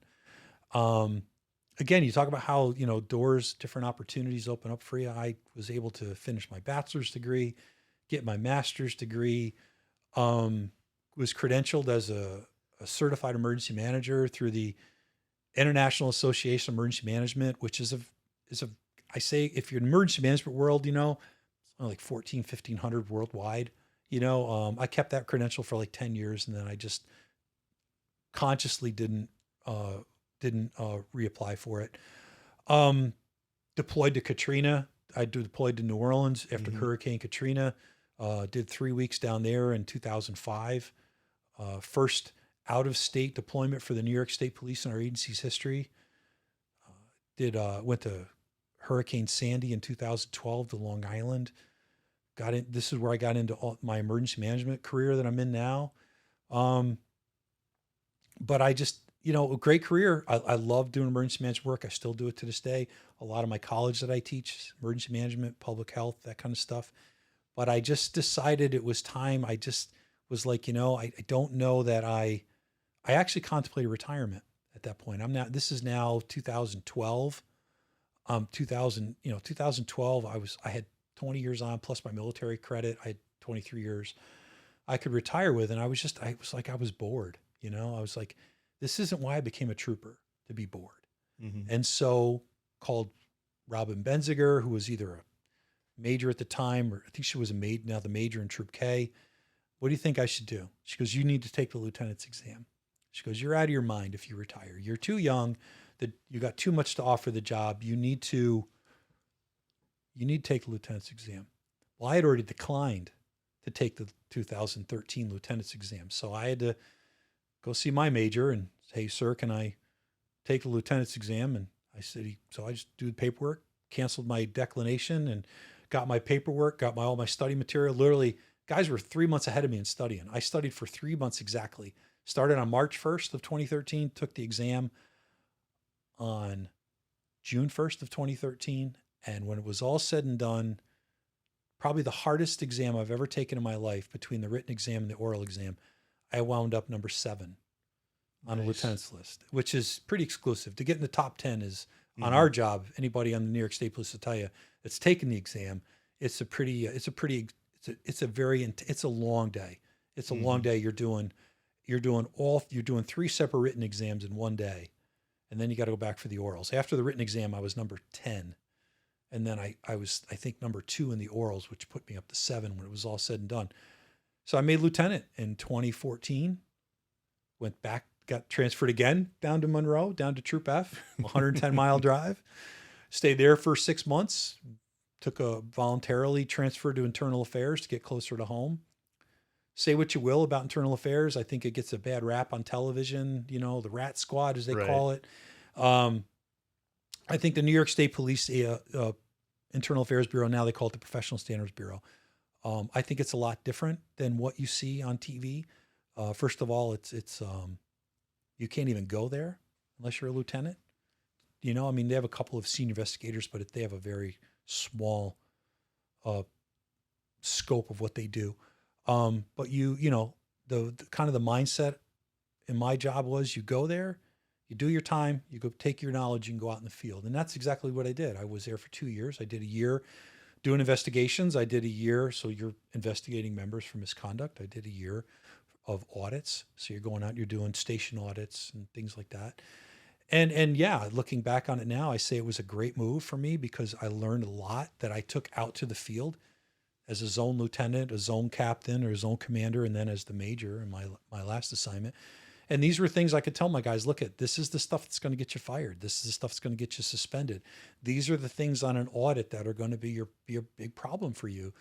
Because I have this experience. I did it. So I took that knowledge. I went back out. I had an opportunity to come back home to Troop K, which is my home troop. Did a little time at the Traffic Management Center down in Hawthorne, which is just north of New York City. I was the co-manager of the Transportation Management Center for DOT Region 8, which is a cluster of counties just north of New York City. Very busy area, if you can imagine. Mm-hmm. Was there, worked my way back up the line, if you will, because that's also 110 miles from my house.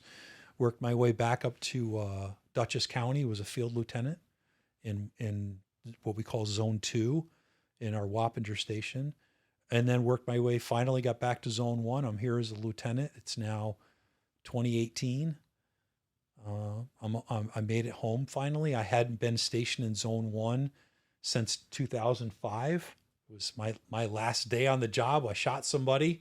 I hadn't been here since 2005. And I'm home.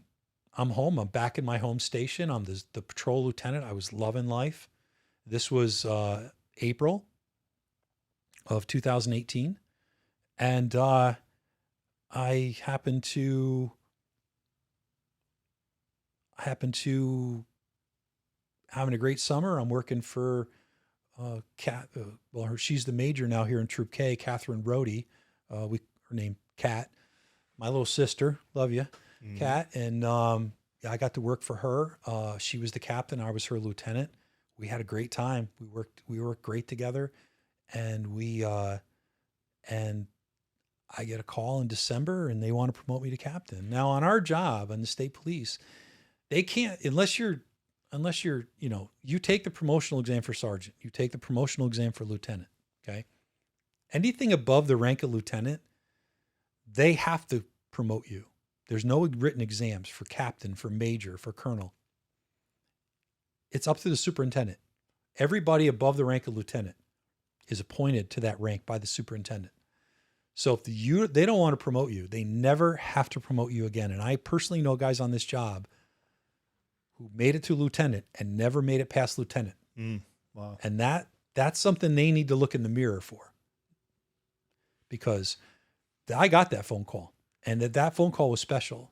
I got promoted in December of 2018. I made captain, and luckily for me, I got to stay right here in Troop K. I was the troop executive officer, so I got to be the captain of troop headquarters. And by that point, in 2019, the summer of 2019, the major at the time, Robert Gregory, got promoted to staff inspector. He went to Albany. The major the captain they brought in to promote to major, his name was Rich Mazzone. I got to work for him, and that started my career and my friendship with him. That still lives to this day. And Colonel, if you're watching, give me a call soon. We'll catch up. He was the major, came over from across the river in Troop F, did some time on the thruway as well. Marine mentality, he was a Marine, high speed, low drag, that kind of guy, just keep up. And one of the hardest working guys I think I've ever worked with. Gave me a front row seat to troop operations in 2019. And then in the fall of 2019, Cat had taken an assignment up at the academy in Albany, and he gave me the opportunity to come home here as the zone commander. So I'm home. I'm good. It's now 2019. I'm like, I can do a couple years here, get my time in, max my pension out at 32 years and go. And that was in the fall of 2019. And then COVID hit. It changed everything. Got sent to New York City for a few weeks to run a COVID test site in the Bronx. That was interesting. Co-op city in the Bronx. Quite a different world from anything I've ever been involved in. But great crew. Talk about true New York State interagency cooperation and teamwork. Worked with forest rangers from our NCON agency, NCON officers. Our NCON agency is split up into two branches. It's law enforcement and then forestry. And forestry is the forest rangers, and NCON is like some states will call a game warden. Okay. Worked with them, DOT personnel, Department of Transportation guys from our Office of Fire Prevention and Control, corrections, true Department of Health, phenomenal people in the health department, truly a hybrid of state agencies working together and we were doing, it was a drive-through COVID test site. And we were testing at one point, I think close to 1,000 people a day in this one test site. And there were several of them across the state. Eventually they worked their way out to Syracuse, Buffalo, and things like that. So while I was there, I got a call originally to back up in the winter of 2019. Colonel Mazzone was promoted to staff inspector. And so he called me. Yeah, because he got there until July 18 as the troop commander, because I was a lieutenant when he became the major. And then obviously a year later, or at the fall of 18 is when he promoted me to captain. So we had worked together all of 18 closely. We knew each other, but closely 18 and then 2019. In the fall of 2019, he got promoted to the next rank. So in the state police, we have a rank between major and lieutenant colonel. It's staff inspector. So he was staff inspector. He was up in Albany, and he called me in December, and he's like, hey, tell me about your time when you were flying part-time in aviation. So while I was an emergency management sergeant in Loudonville, it's right near the Albany airport, the Troop G headquarters. So they had asked me back in 2010 if I would train part-time to be a tactical flight officer. And basically what a tactical flight officer is you're a crew member in our aviation unit, and you fly with a pilot on a law enforcement mission. So let's say you're my pilot, and we're going out on a search. So you're flying the right seat of the helicopter as the pilot. I'm sitting in the left seat, and I'm the tactical flight officer. So I'm operating the FLIR, which is like your infrared camera, talking on the police radios, operating the searchlight if need be, whatever the pilot needs me to do, clearing the left side of the aircraft, things like that. So I started training to do that part-time because we didn't have full-time TFO positions in our aviation unit back then. So I was doing that part-time. So I explained it to him, told him, I was doing this, I was doing that. And I stopped. And then when they told me I could start doing it again, I was studying for lieutenant. I just didn't have the time. So he's like, well, how about, he goes, would you be interested in going to aviation as the major? We're going to, there's some leadership changes coming up, and would you be interested? And I said, I'd love to. I'd love to fly. I said, can I fly? He goes, of course. Because that's what he wanted. One of the things they wanted me to do is they wanted me to build this tactical flight officer program. So I said, sure. So it didn't happen. Another person got promoted into position. That's fine. I even said to him at the time, look, the knock on me is going to be time and grade. I only got a year as a captain. I said, I know usually it's like 3 to 4 years before you even look at a captain for major on this job. So I said, I get it. If it doesn't work out, I said, but I have a skill set that's beneficial to the division. So maybe it didn't, and that's fine. So COVID happens. That's like January 2020, right? So COVID happens. I'm doing this stuff. I'm still the captain in here in Livingston, so I'm fine. So while I'm down there, the superintendent calls me. The superintendent of state police time calls me. It's like, are you still interested in coming to aviation as the captain? Because that was another conversation that Colonel Mazzone, or well, now Colonel Mazzone, but back then was Inspector Mazzone, and I'd had. And I said, yes. He goes, okay, look, I wanted to get you up here earlier, but COVID hit. He goes, but when you're done with your assignment down there, and I was going to be done in like a week, he goes, I'm planning to bring you up to aviation as the captain, as long as you're still okay with it, because this will be a voluntary transfer. So, they kind of had to have my approval, right? So I said, sure. So come back, transferred to aviation in May of 2020. And so right away, start getting, doing the because that's an executive officer position. So I'm doing the XO duties for the major who's there. And I'm, while I'm doing that, one of the things they're like, hey, we want you to build this TFO program. So of course my first question is, well, can I be one? And they're like, well, you're the captain. I'm like, yeah, but if I'm going to expect that question. do this program, I said, look, my mindset has always been, you lead by example. Okay. And again, I think all the people we've talked about last few hours since we've been doing this podcast is the people who have gotten me to where I am right now. People have come in my life and pushed me this way, pushed me that way, taught me things, invested their time in me. It made me to who I am right now. So I'm not the kind of person that just sits back and says, you do it. I'm the kind of person who says, and it's not a cliche, I really have tried to live my life. And I think anybody who's worked with me or worked for me can tell you this.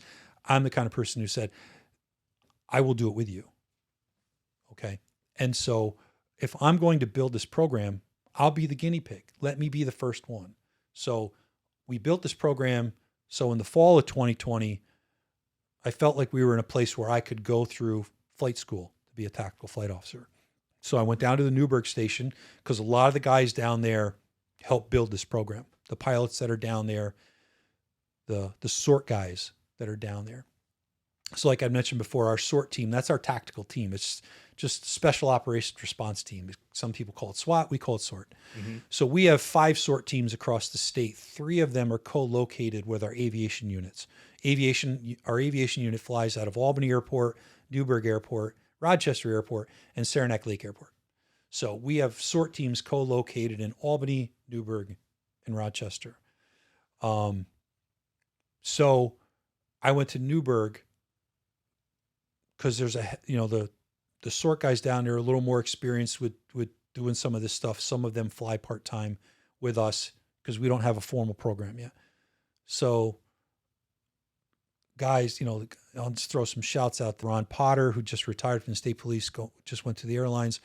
One of my instructors, these are pilots. Atiba Celestine was my primary instructor as a SORT. He's a SORT sergeant at the time, or SORT trooper at the time. He was also a dual-rated pilot. So he flies fixed-wing and helicopters, and I actually got him into the unit as a pilot, and he's now one of our pilots. These guys, in addition to, Sean Kelly and Tom O'Connor, all the guys down there in the SORT team and SORT South, we call that, and Aviation Newburgh, these guys trained me. And one of the things I in my own way, kind of expressed to them the first day was, listen, I'm a captain. It's apparent. It's on my flight suit name tag. It's on my jacket. It's on my collar. Let's just put that on the shelf for a moment. I'm here as a student. I'm here to learn from you. If I do something wrong, tell me I'm doing it wrong. I'm not going to learn how to do it right if I'm doing it wrong. Let's take the rank stigma and just put it aside for a moment. And I truly meant that, because I'm not going to, if you're not comfortable telling me you're doing that wrong, then I'm never going to learn how to do it right. And especially in aviation, it's a high risk business. It's in the Air Force, I learned about CRM, crew resource management. It's no different in the state police aviation unit. You've got to work together as a team, and it's really take it outside of aviation. You've got to learn. These are skills I learned in the military that I've applied to the state police. If everybody wants to go home as safe at night, we got to work together, right? So I made that clear to these guys. Tell me I'm doing something wrong. If I'm doing it right, tell me I'm doing it right so I can continue to do it. So I did 3 weeks of school, 3 weeks of ground school. It was great. Did 2 weeks down there. I did a week. One of my weeks I did up in Albany, because the sort guys had to go down and work the U.S. Open golf tournament downstate, so they weren't available for 1 week. So I did that week up here in Albany, and I worked with Aaron Teichner, who was one of the pilots up here, and I flew with him, and I flew with another guy, Pat Hogan, who's a retired colonel from the Marine Corps. Go Army. And and so and these guys, they were every one of them. Again, I couldn't emphasize to that enough that, hey, look, put the rank on the shelf for a moment. I need to learn from you guys. And they were great. And I went through 3 weeks of ground school, got all my initial qualifications done. It took me probably 3 or 4 more months to get mission qualified, to actual fly missions, to be a crew member to fly missions.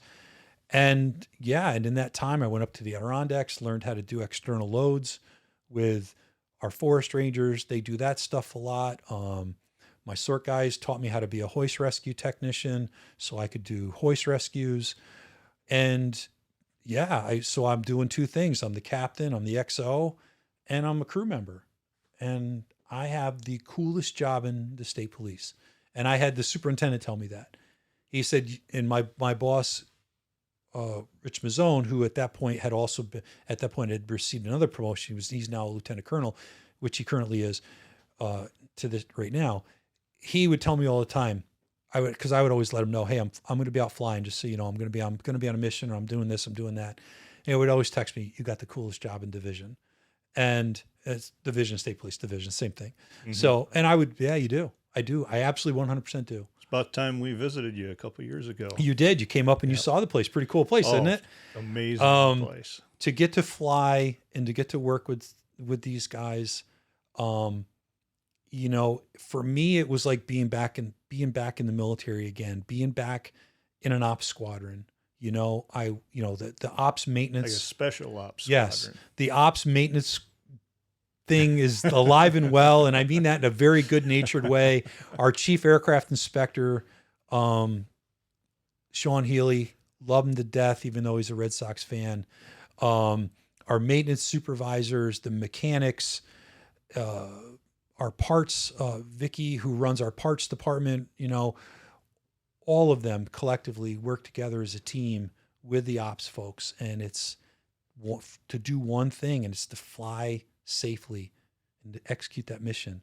And for me, it was like being back at the 109th, or being out at Offutt again. Mm-hmm. When I was in first termer at Offutt, I really didn't get the ops maintenance thing because I didn't see it. I wasn't even in the bleachers for that. But in the guard at the 109th, especially deploying to Antarctica, I had a front row seat to that ops maintenance relationship. Sometimes it was good, sometimes it wasn't so good. Right. And sometimes as a first sergeant, I had to be the referee, especially when we were deployed. And that was okay because I was everybody's first sergeant. You're the deployment first sergeant. You're not the ops first sergeant down there. You're not the maintenance first sergeant. You're the deployment first sergeant. Loyalties aside. So you got to do what's best for everybody. And so, I spoke that language. I lived that. So getting to do that in the State Police Aviation Unit again, I was like, I used to tell Aurora all the time. She's like, I said, I'm like a 5-year-old on Christmas morning. Every day I go to work. Every day. I flew some great missions. I had hundreds of flight hours logged in my flight log. Flew some really cool law enforcement missions. Did some stuff for our narcotics units. Did some surveillances. Executed some search warrants with the FLIR. I mean, just some fantastic, phenomenal. Did actual real life hoist rescue missions. Did external load missions, like real external load missions.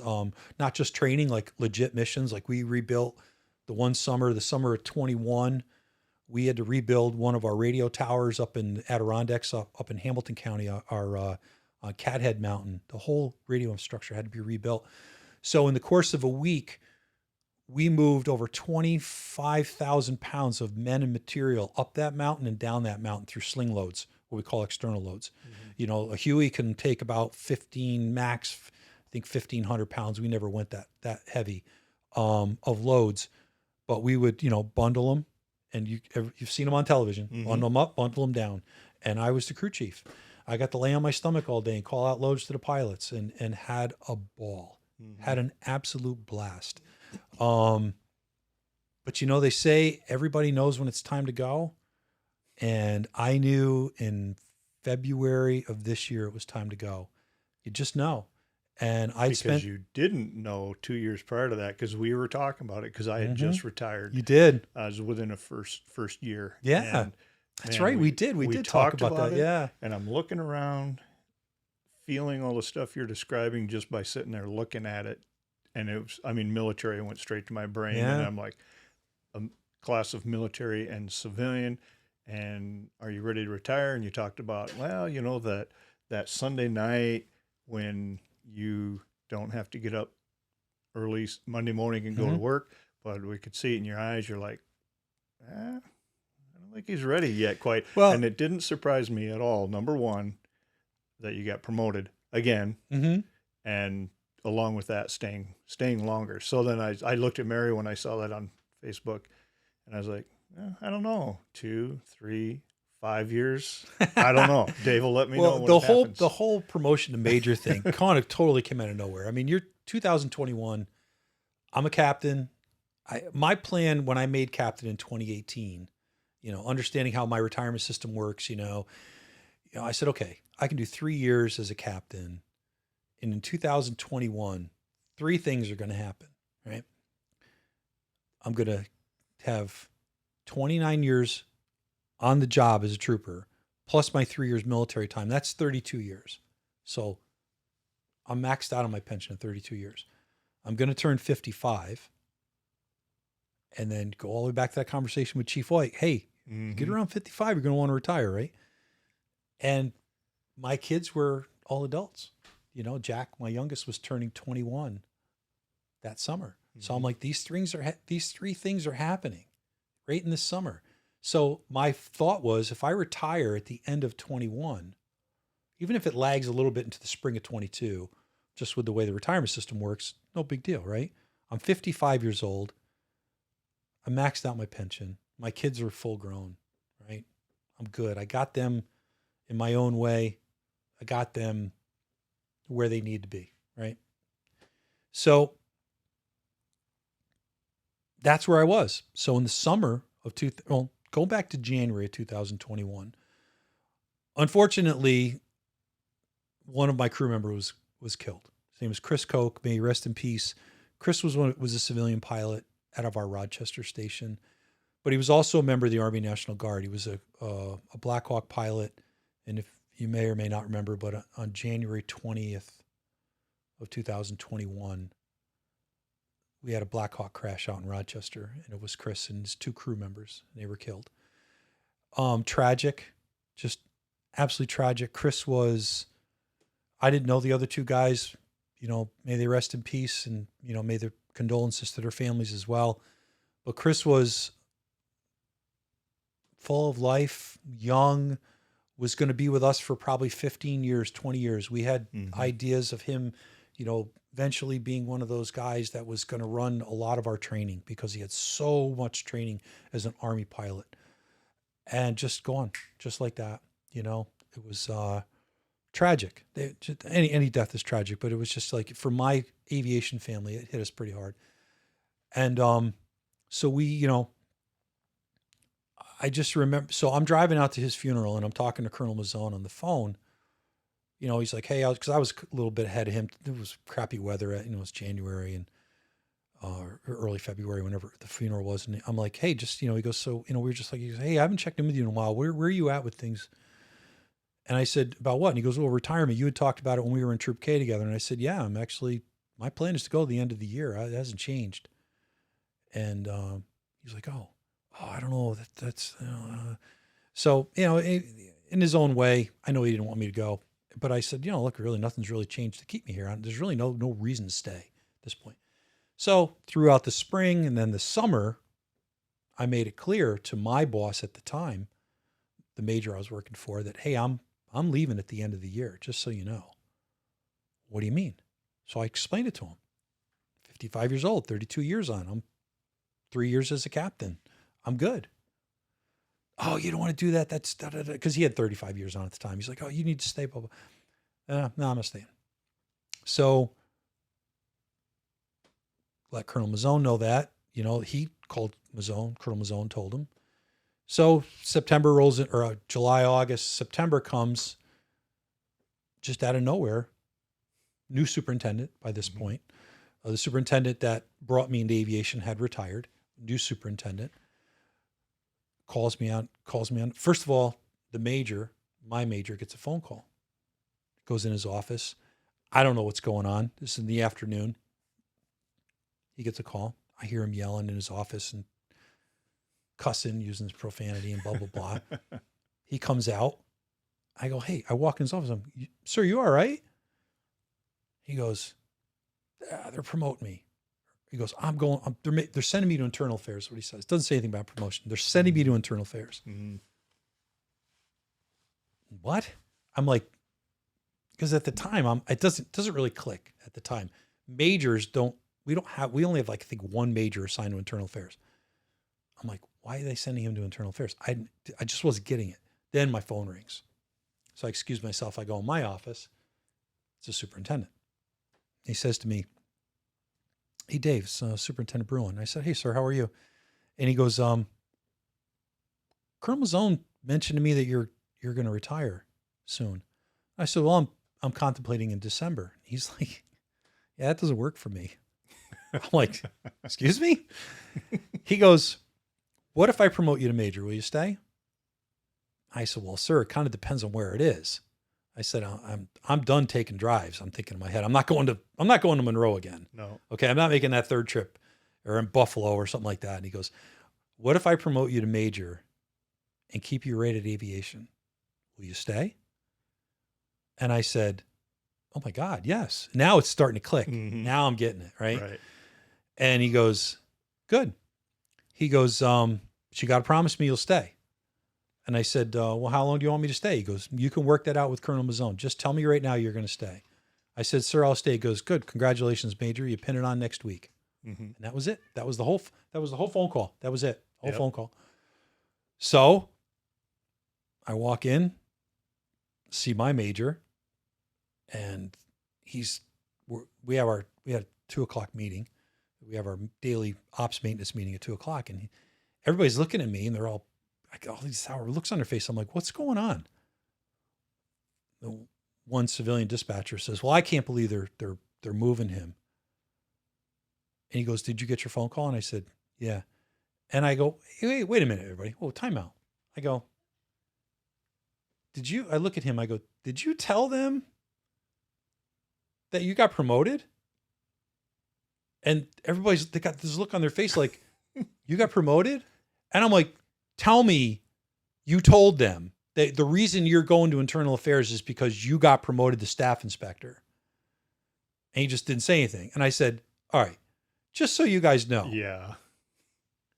He's leaving because he's being promoted. Okay. I said, he failed to leave that out. Yes, he's being promoted to staff inspector. I'm being promoted to major to take his spot. So just so we're all clear here as to what's going on. Okay. Yeah. So, and again, it is what it is. So that was how that all happened with getting promoted. I didn't really see that one coming. Sure. I really didn't. But of course, I called Aurora and she was like, oh my God. And this is crazy. She goes, so I guess you're not retiring. I said, not now. So I called Colonel Mazzone and of course, and I said, well, superintendent says, I got to stay.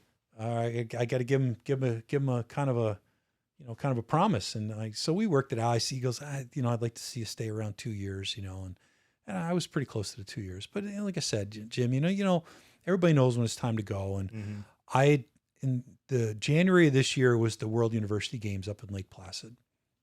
And, you're not familiar with me, you can look them up. It's basically like a collegiate level Olympics, we'll call it. It's a real easy way. When I came on the job, the very first detail the state police did after I came on the job was the World University Games in Buffalo in the summer of '93. So it's kind of a cool bookend, right, for my career, if you think about it.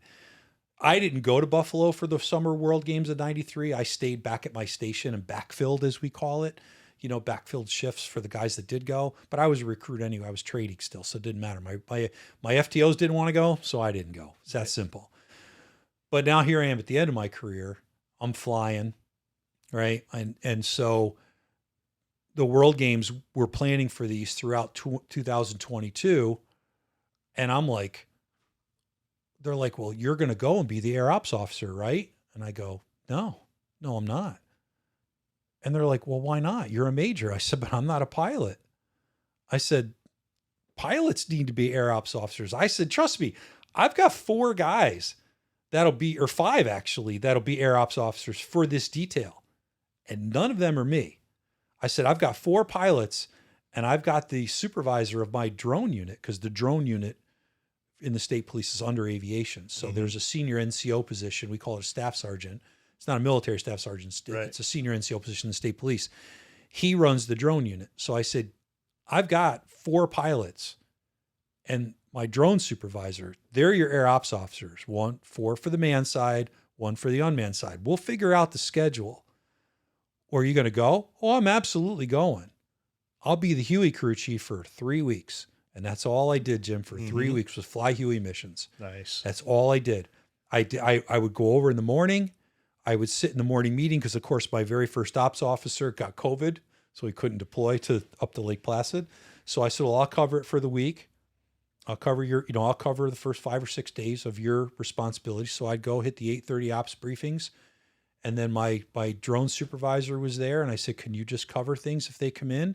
I said, we're the only aircraft in the AOR. So by default, the aircraft commander is the air ops officer. If we get more than 1 in the area, then we'll work it out. So yeah, and then I went up, I left Troop B headquarters in Raybrook and drove up to Saranac Lake to the airport, and I flew Huey missions all week, or for 3 weeks. Nice. It was great. Flew, and so I was there for 2.5 weeks.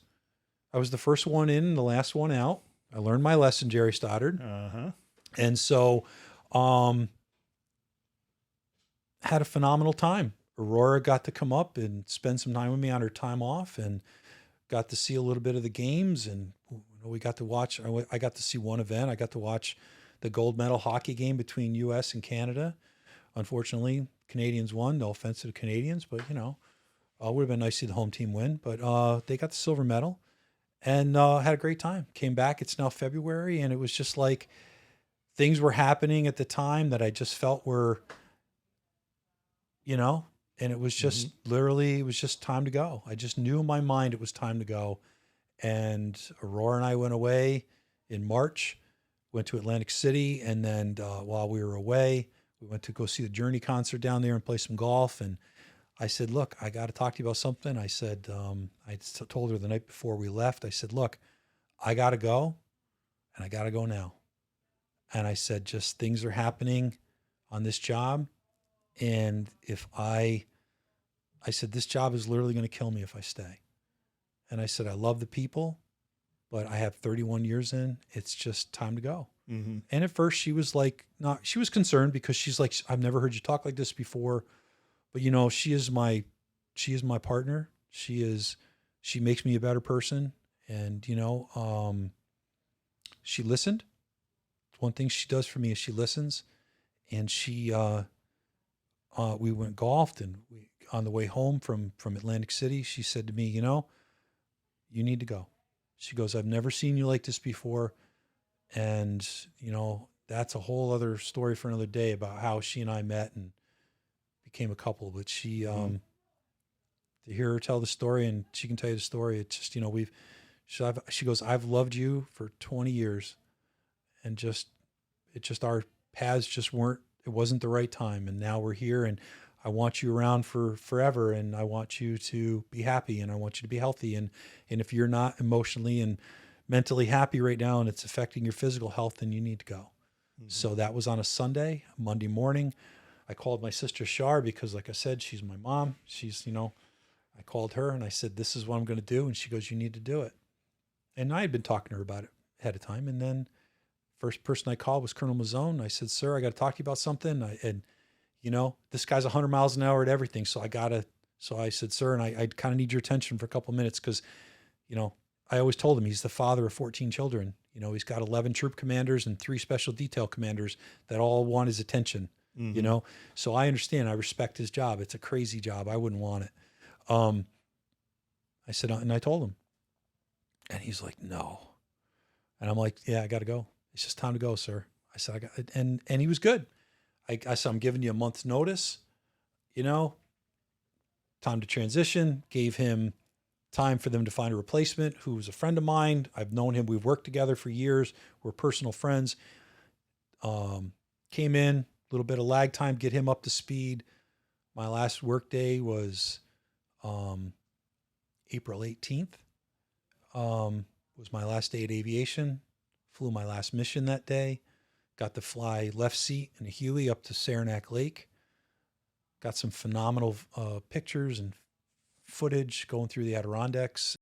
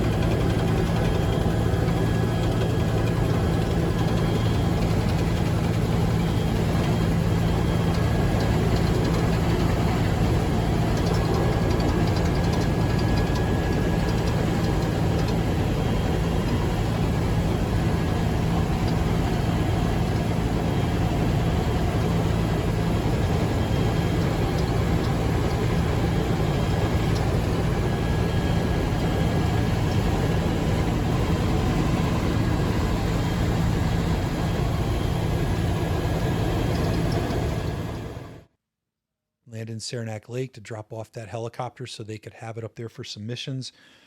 We had an airplane up doing some training in the area. They picked us up. They flew me back.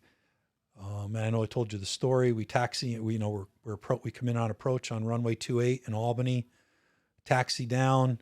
As soon as we taxi, we start taxiing. The co-pilot calls me. He says, "Hey, sir, come on up to the cockpit."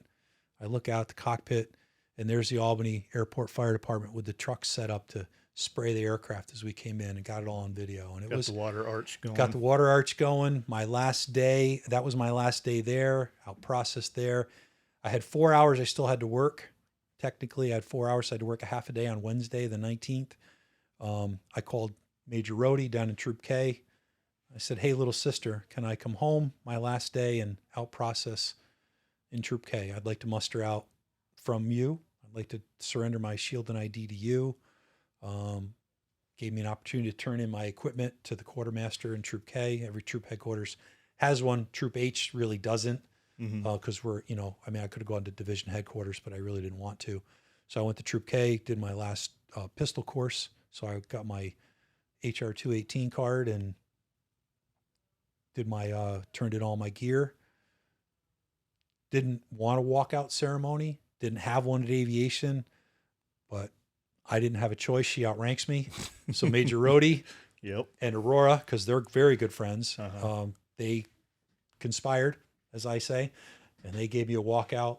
And so I walked out in front of troop headquarters where she was waiting for me and saluted her, surrendered my shield and ID to her. She said a few words, and then as I was saying a few words, just there happened to be a Huey doing a flyover in the area. Not saying they did a flyover for me because they're not supposed to, but they just happened to be on a training flight in the area and just happened to fly over Troop K headquarters. Yeah, and that awesome sound going over top of you. It was, I got a little emotional, brother. Oh, why I stopped and saluted them as they went by, and they came around again, and I waved to them, and that was that. I got in the car and I looked at Aurora and I said, "What do I do now?" I didn't know what to do. And she's like, "Just go home, be retired." And when I saw that post on Facebook, I was looking at Mary. Of course, we're together a lot. And wow, we just looked at that and read what was written up. And it was amazing. I could just imagine the emotion going through there. That was tough. It really was. They say, and a guy I worked with for years here in Troop K, his dad was on the job, and his dad had said when he retired, You'll miss the circus, or you'll miss the monkeys, but not the circus, or you'll miss the clowns, but not the circus, right? And it's true. You miss the guys, but you won't miss the job. You don't miss the the nonsense. Like I don't miss getting up at 4:15 in the morning so I can go to the gym so that I can be done with a workout, because the only time I can find a workout, to be at work in my flight suit, ready to go at 7:30, because most of the time I was covering the morning crew as the TFO until we had coverage later, until the later coverage came in. I didn't miss that. I don't miss the phone calls at 10 o'clock at night. I don't miss getting called out in the middle of the night. I don't miss the bureaucracy, the nonsense of the job. You miss the people. You miss the good times. You miss I miss flying. They'll fly over the house. I'll go out. I'll stay on the deck and I'll watch them. I'll troll my flight apps that I still have on my phone and see where they're at and what they're up to. Look, I made lifelong friends. These guys, I still talk to them, it's just that chapter of my life is closed. And then when you know it, of course, Roar and I are planning a wedding. We're getting married in February, so we got that going on. So it's not like I'm just sitting around doing nothing. Oh, no. I got that going on, and I am literally retired. I know you wanted me to make a comment about this. I'm literally retired for 2 weeks. Yep. It is now June. No, strike that. It's now, because my retirement became official the end of May, because I had to burn terminal leave. So I'm literally retired for 2 weeks. My phone rings. I'm in this grocery store getting some stuff before I go golfing, because the Thursdays are our golf day. Roar golfs in the ladies' league. I golf in the men's league, the same golf course. You just kind of switch sides every week, and then we go out. And so my phone rings, and it's a friend of mine who I was a trooper with here in Kinderhook, and he's been retired for a while, and he's now involved in politics. And he's like, hey, he goes, and he was at my retirement party in early June. So he's like, hey, got a question for you. I go, yeah. And he goes, would you be interested in running for town justice in Kinderhook? And I'm like, town justice? I go, who's retiring? And so he tells me one of the current judges is retiring at the end of the year. So he's not running again. And I'm like, really? I'm like, geez, I was like, I've been with that guy all spring. He's Nixon, Aurora's son, Nixon, his basketball coach, his traveler AAU basketball coach. I'm like, we've been with him all spring. He hasn't mentioned a word about this. So I'm like, well, can I have a few days to think about this? And they're like, yeah. He's like, yeah, I kind of need to know. This is a Thursday. He's like, I kind of need to know by Monday. Okay. Only because in New York State, ballots have to be filed by the 31st of July to be on a ballot, with a major party endorsement, Republican or Democrat endorsement. So I'm like, well, I'd like to talk to a few people first. He's like, fine. So the first person I call is him. I'm like, hey, you retiring? He's like, yeah. I'm like, geez, I've been with you all spring, dude. And you didn't mention it. I go, they just called me and asked me if I'd run for your position. What do you think? He's like, oh my God, you'd be great at it. You should do it. All that, and he's been the judge he's a judge in the town of Kinnear, but also in the village. There's a village court. So he's also the village justice. He's staying to do that, but he's not going to be the town justice anymore. So he's like, yeah, you should do it, and blah, blah, blah. So he's like, I can't endorse you because I'm a judge and I can't do any of that, but I wish you the best of luck and blah, blah, blah. So I'm like, great, no problem. So I said, I called a couple of other people. Obviously I talked to Roar about it, and I called them up that following Monday. I said, I'll do it. So they had to hold a caucus. They held their caucus in early July. They waited for me to come back. Roar and I go out to visit her family in Idaho, usually over the 4th of July every year. Came back. They held the caucus.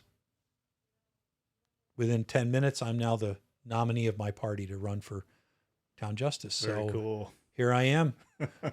I have no idea what politics are about, because for 31 years, I've not been allowed to be in politics, right? Troopers are not allowed to be involved in this stuff at all. So I have no idea what I'm doing, Perfect Jim. transition. No idea, right? So I've got friends, people, the former command chief out at the 109th, Jeff Trottier, he was a town justice in his town up in Saratoga County, and he was also the town supervisor. Couldn't run for re-election because he was deployed to Afghanistan. So reach out to him. Jeff, what do I do? Oh, God, I could give you all kinds of information. He was phenomenal. So, Chief, thank you so much. Just a great, just through those relationships I built in the military and in my job with the state police, I was able to segue all of that life experience into this campaign. And everybody told me the same thing. If you're going to do this, do it the right way. You need to get out and knock on doors and talk to people. That's what you need to do. That's a lost art when it is. comes to campaigning. So I set a lofty goal to go to every house in the town. It didn't happen. Mm-hmm. If I was to quantify it, I would say maybe 75, 80%. Pretty sweet. But I got a lot. I put a lot of miles. I put a lot of miles on my shoes. I met a lot of great people, caught up with a lot of old friends, you know, people that I hadn't seen in a while, or maybe I kind of just see them in passing at this store, you know, gas station, whatever. But I feel like I ran a great campaign.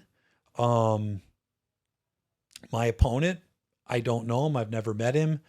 Again, as a judiciary candidate, you don't get involved in the traditional politics. So neither of us, you know, he put his platform out. I put my platform out. And at the end of it all, I won. So I'm now the town justice elect. Yeah. Congratulations. Thank you, for the town of Kinderhook. And so I will be going to court tomorrow night because I am sitting with both judges until I get sworn in on January 1st. And to learn, see what they do in the courtroom. I have to attend school in December. This in New York State. If you're not an attorney under state law, you have to attend this 1 week school to be a town justice. So I'm going to attend that. It's right up in Albany, so it's easy. And so we'll be planning a swearing in ceremony on January 1st, and I'll be taking the bench on, I think, January 2nd. I think court sits on the first two, because I'll be sitting the first and third Tuesdays and every month. The other judge sits the second and fourth, and then if there's a fifth Tuesday, we'll work them out. So yeah, I think I'm sitting so my first night alone, I'll get sworn in on the first, and I'll be sitting court on the second by myself. What a new adventure. Yes. Man. How awesome is that? That's right? pretty sweet. So I looked at Mary on the couch when I saw that one posted. I was like, yeah, David doesn't sit still. No, and of course I talked to my kids about it. I mean, again, not that it kind of affects a couple of them. Sarah and Rachel live here in town. And, yeah. Rebecca and Jack, they don't. They lived. Neither of them had plans to move back to New York State, and that's fine. And I just, but it's funny because my daughter Sarah works for a local attorney, and she does a lot of paralegal work and stuff like that for him. And of course, she's like, oh, I call her and I say, hey, I got something to tell you. And she goes, what? You're running for judge? I go, how'd you know? She goes, Dad, who do I work for? I go, oh yeah. Oh yeah. And she goes, I've been hearing this for days. She goes, I was just waiting for you to call me. Mm-hmm. I'm like, all right, well, I said, I'm sorry. I should have probably got to it a little sooner. She goes, it's all good, Dad. It's all good. It's all good. And they, again, I've tried to, with my kids, I tried to keep my police career out of their lives. Right. I really did. And for most of their formidable years, I wasn't working around here. I was working in Latham. I was in Troop G. I wasn't even in Columbia County. So, I really tried hopefully to keep that out of their lives. And, and same thing with this, it's, I don't know how it's going to impact their lives or not. Maybe it won't. I don't know. But, it's like yeah. Man, I'll tell you what, this is going to be an awesome 2-part. Yeah. I'm sorry. I know there's a lot going on here. That is not for an apology. That is like, I'm looking around this room and it's just a testament to your whole career. I mean, it's stuff behind me. He told me about some of this stuff, and it's your father's flag. That's with if you can see over my left shoulder, the one all the way to the far, I'll move so you can see it. The one all the way to the far left, that was the casket flag for my dad when he died. Okay. And I had given that to my mom. He died in October, and I gave that to my mom. I had it made. I got his medals, his World War II medals, the miniature ones, and pinned it on the flag for him. And then obviously the one to its right is my retirement flag that the unit gave me. And I just took one of my ribbon racks. Mm-hmm. I took the one off my shirt because my ones for my blouse, they're kind of, the angled ones. So that's the one off my shirt with my combat pistol medal and my operations badge. But yeah, those are mine. And obviously my stuff, You know, my Minuteman statue that the 109th Chiefs Council gave me when I Mm-hmm. left the job as first sergeant, and you know, that one's cool. And then if you can see over my right shoulder, that's my trooper statue. We get those when we retire from the state police. Our union gives us those, and those are, you know, you got to work 20 years to get one of those. I mean, they mean a lot to get those. And yeah, just my stuff. You know, I don't know if you can see it or not, but you can. My shadow box has got all my my state police stuff. You know, my ranks. That flag, the flag that's in there, was given to me by the Girl Scouts on 9/11 of 2022. The local, the town of Kinderhook has a 9/11 memorial. It's kind of become the the de facto Columbia County 9/11 memorial. And it was built back in 2008. My kids actually have tiles on the bill. You know, it's set up the way it's set up. There's two tall towers in the back that represent the twin towers, and then there's three smaller walls, and they're shaped in the shape of a pentagon for the Pentagon. It's and then what we did as a fundraiser was they sold tiles for $10 a piece, and your kids could decorate them, paint them whatever they wanted. Then they were dried in a kiln, and then they were put on they were just affixed to the towers. Mm-hmm. And you know, my son Jack's got a couple of on there. Unfortunately, over the years, it wasn't repaired. It wasn't kept in good repair. Some of them fell off and broke. One of ours fell off and broke. My personal ones, but it's all been fixed. And you know, the town parks committee runs it, and so I've gone every year. I've been a guest speaker a couple of times at it over the years, and I try to make sure I'm there every September 11th, because I just want, again, trying to set an example. Don't forget what happened to our country. You know, you know, they say a person dies twice, right? The day they actually die, and they die again the last time their name is ever spoken. Mm-hmm. And so, you know, you try to remember those people. You try to remember, you know, the victims. You try to remember the first responders, my friends that I deployed with. I've got friends, you know, classmates, academy classmates, fellow troopers I rode side by side with on patrol. You know, they're no longer here because of 9/11. Now, they didn't die in the attacks, but they brought that home with them. Right. And so you try not to forget. So I've gone every year, and in 2022, the Girl Scouts, they run it. The Girl Scouts and the Boy Scouts, they do the ceremony. They raise the flag. They give speeches. They do a phenomenal job. I love watching the kids do this. It's really great to watch. And they surprised me with that flag. And for my years of public service, because a year prior to that, I was inducted into my school district's Wall of Fame in 2021 for my military service, state police service, my public service. They have a very stringent nomination criteria and then selection criteria to be nominated, or to be even to get nominated into this, and then to be voted in. And I was nominated in under the distinguished alumni category in 2021, and so that was what they gave it the flag to me for, in recognition of that. And I you know, I'm not flippant about it at all. I feel very I take that with a lot of responsibility. You know, our Congressman Chris Gibson, who I grew up with, he graduated a little ahead of me, and we played basketball together in Little League and all that. And full bird Army colonel, I don't know, 3 or 4 tours overseas during the war on terrorism, PhD, 3-term congressman for our district here in Columbia County. And after his self-imposed term limits he put on himself when he won his first term in 2010, he said, I won't run for more than 3 terms. If I'm elected, I will serve no more than 3 terms, because I believe in term limits. And after his 3rd term, he voluntarily stepped away and said, I'm not running again, because this is what I believe in.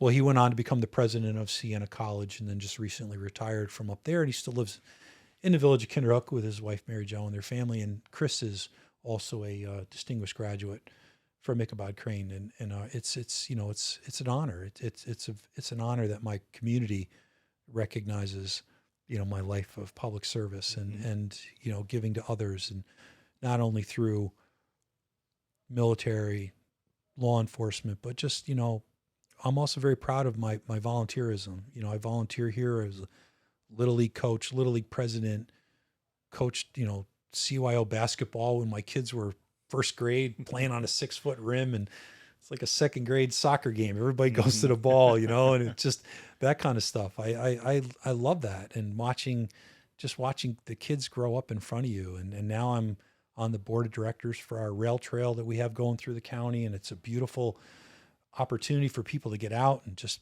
experience something that they'd never experienced before. And so this is home, and this is what it's all about. And now I've lived that life. I've done it, been there, done it, got some scars from it, and great memories.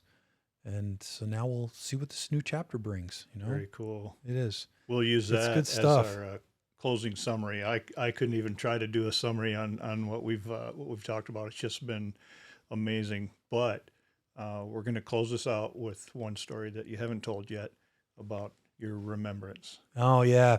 So if you can see up over my left shoulder, people may ask you. You see that memory card in my shadow box.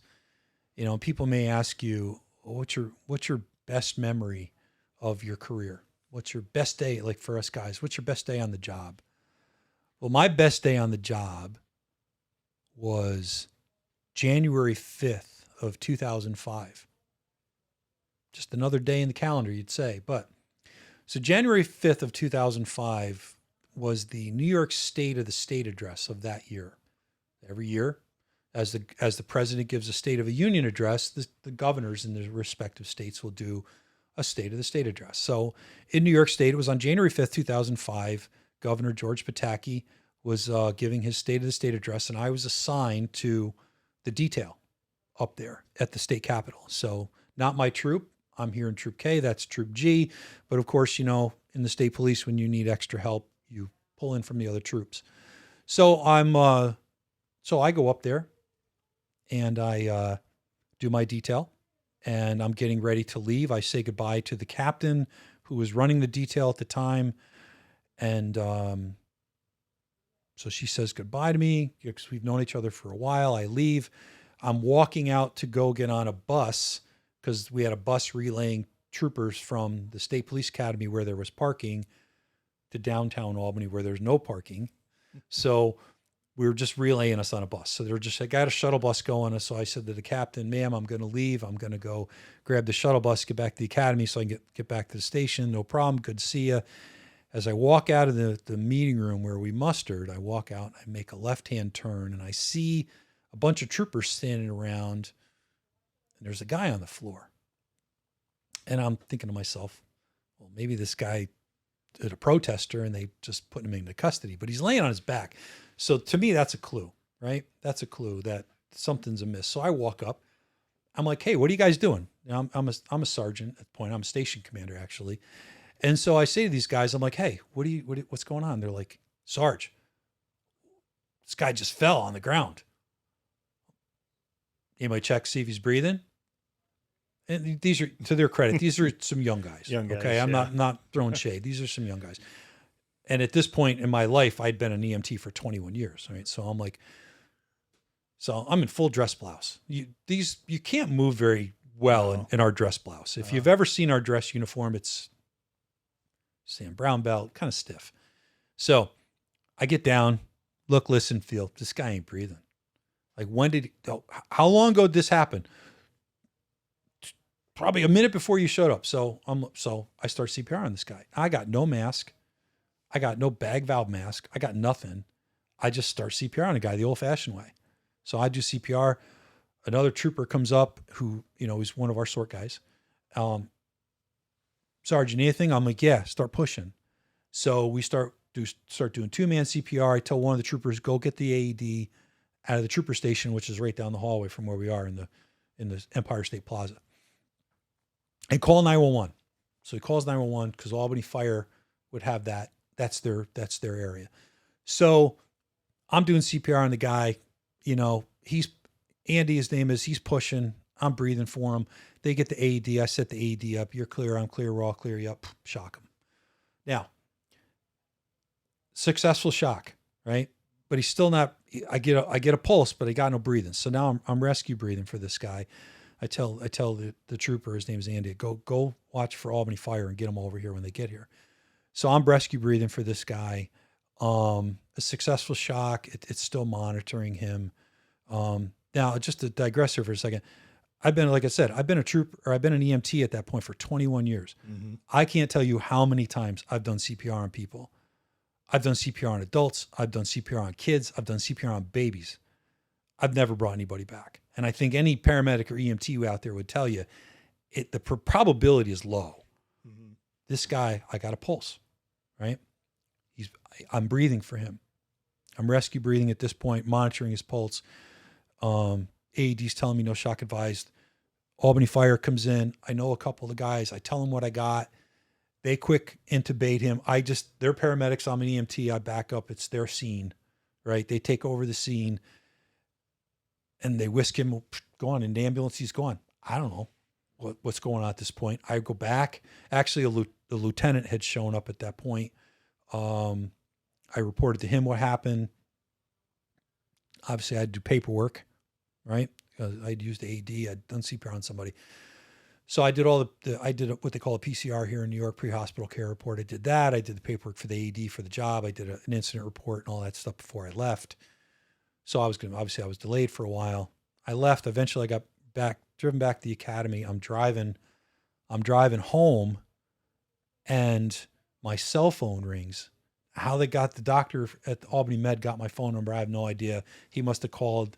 He says, hey, this doctor, I forget his name, Dr. So-and-so, just to let you know, this guy's going to make it. I'm like, really? And he's like, yeah. And he goes, and I said, I got to tell you, I've been an EMT for over 20 years. I've never brought anybody back. He goes, it's probability's low. He goes, good for you. He goes, congratulations. He goes, this doesn't happen often. So what'd you do? So I told him, just tell me what happened so I can visualize what happened. So I told him what happened on my end, told him what I did. I said, look, I'll bring the PCR over tomorrow. I got to get the AED downloaded and stuff. So I brought the copy of it over, made sure Albany Fire had a copy of it. I brought it over to the hospital so the next day I went back up there to take care of what I had to take care of. And I was like, I got to see this for myself. I got to see that. I've never done this. Is like surreal. Like, dude, this guy was dead and now he's not. Right. So I went to the ICU. I'm like, where is this guy? So he told me. And his name is Ken Blank, Edward Ken Blank. And so I go to the ICU and his wife is there. And I see the nurse and I'm like, I introduced myself. I'm in street clothes at this point. I introduced myself and I said to her, I said, look, is Mr. Blank here? I said, first of all, I said, is Edward Blank here? And she goes, we have a Ken Blank here. And I said, well, maybe his middle name is Ken. And I go, he was a cardiac arrest patient yesterday. He was brought in by Albany. And they're like, oh, they're like, yeah. She goes, yeah, some trooper did CPR on him. I go, that was me. She goes, oh my God, that was you? And I go, yeah. And she goes, oh, you have to meet his wife. Right. So she grabs me by the hand, takes me out to outside the room, calls his wife, Ann, out and says, Mrs. Blank, this is Trooper. What's your name again? And I tell her, she goes, this is Trooper Kolb, or Sergeant Kolb then actually. She goes, he's the trooper that did CPR on your husband. So of course, Ann starts crying, gives me a big hug, says, you have to come in and meet Ken. And I'm like, so I was a little apprehensive at first. Like I'm standing the door and I'm looking at him and I'm like, and I'm just taking it in. Like he's alive. His eyes are open. He's looking at me. I'm looking at him. He doesn't know who I am. Mm-hmm. So Ann grabs me by the hand. She walks me in and she says to him, Ken, this is the trooper that saved your life. And he was still a little groggy. He's like, what? And so she explained to him, this is a trooper that did CPR on you and saved your life. And of course he starts crying. I'm trying to keep it together at this point, Jim. It's like, this is just fucking surreal is what it is, you know? And I'm like, how you feeling? He goes, my chest really hurts. And I'm thinking we were pushing, bones cracked. I mean, if you've ever really done CPR on somebody and if you're doing it the right way, this is all going to crack. everything, the cartilage that holds the sternum to the ribs is going to crack. Right. And so I'm like, yeah. I said, I explained to him I said, look, he goes, what happened? I said, the best I can get is you were walking with someone, apparently a friend. He goes, yeah, we walk every day at lunch. I'm like, he didn't know that you collapsed, and you just collapsed right on the floor and you hit your head. And, they'd check him for a concussion and stuff. And because he hit his head on a concrete floor. And I said, it happened literally, if I had been 30 seconds sooner, I probably would have witnessed it, but I was right around the corner. And I said, I just did CPR on you, and I put the AED on you. And, and I shocked you once. And since that day, and again, that was January 5th of 2005, we stayed friends, and we visited each other a couple times a year. They'd come to Loudonville to see me. I'm friends with Ann on Facebook, and they came to one of my promotion parties. I forget which one. And Ken had passed away just this January. But, when I knew he wasn't well, and unfortunately with everything I had going on, I just didn't get a chance to go see him. I had seen him, I think last summer was when I saw him last, and I knew he wasn't well. And Ann was keeping me up to date on how he was doing and stuff like that. But he was, but he passed away in January of this year. And I think it was January 4th of this year. So he basically got 18 years of life just for me being in, not just me, but started with me for being in the right place at the right time and having the right training. And I'll never forget that, and I've done some really cool shit on this job. I've done some really cool shit in my military career. I've been to some great places, seen a lot of things. But if you were to ask me, what's the best day of your career, it was that day. I've flown some great missions. I've done some awesome things. But to be able to give someone life again, yeah, we have our kids, we give them life. But this life was taken away from this guy, and I was able to bring it back. And again, it wasn't just me, but I was part of it, and I started it, right? And to be able to give this guy another 18 years to watch his kids grow up, to see the birth of his grandchildren, and to spend 18 more years with the love of his life, it was Perfect. I almost think that it almost feels to me in some ways like that's why I became a state trooper. Why? Because that day was going to happen in my future. And luckily I was ready for it. Yep. And that's the best day of my job. Best day of my career right there, by and on. Absolutely. Better than promotions, better than flying, better than overtime, better than you name it, whatever it is, it doesn't matter. That's the best day of my job, right? My life right there. I can't think of anything else.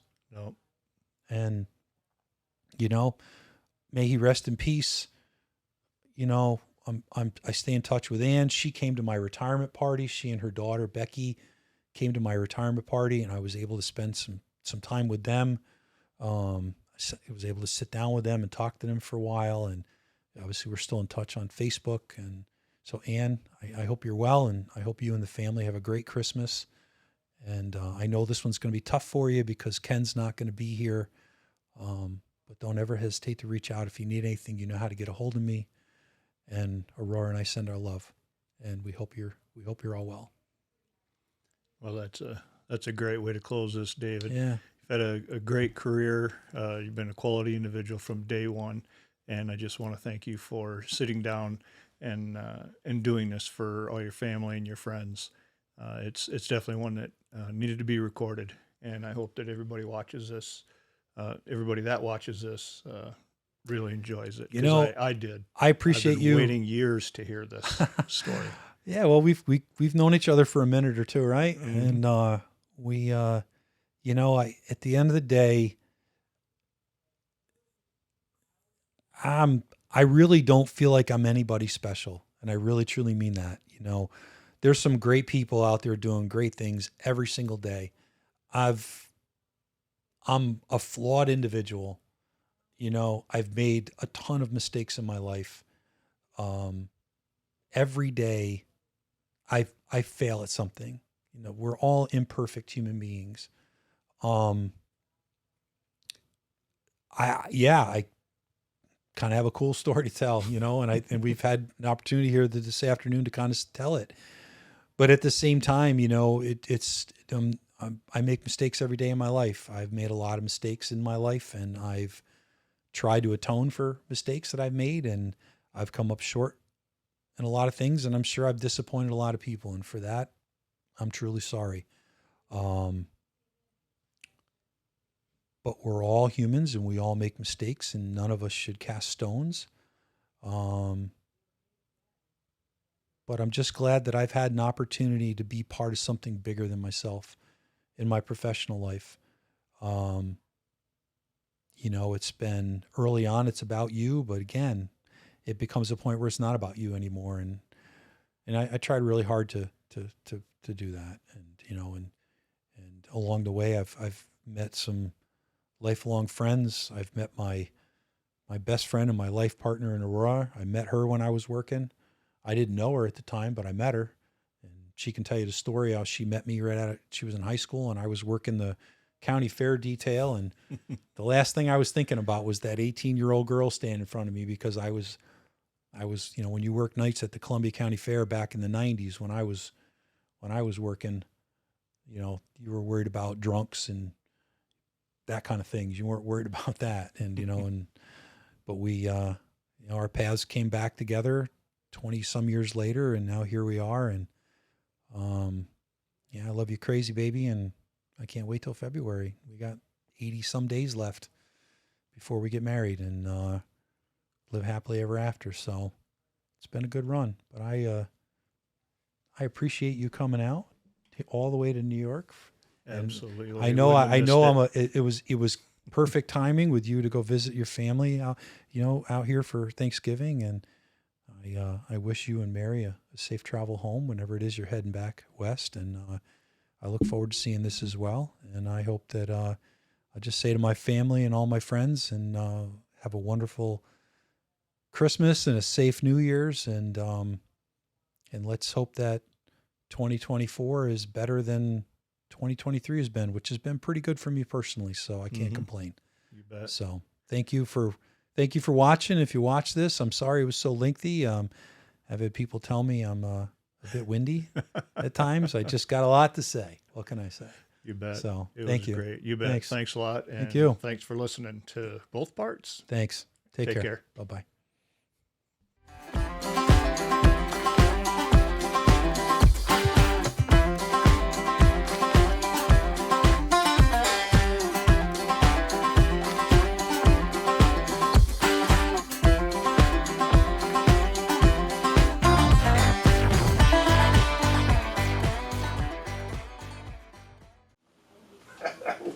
Good. I think we got it. What time is it anyway? It's 5 o'clock. How about that?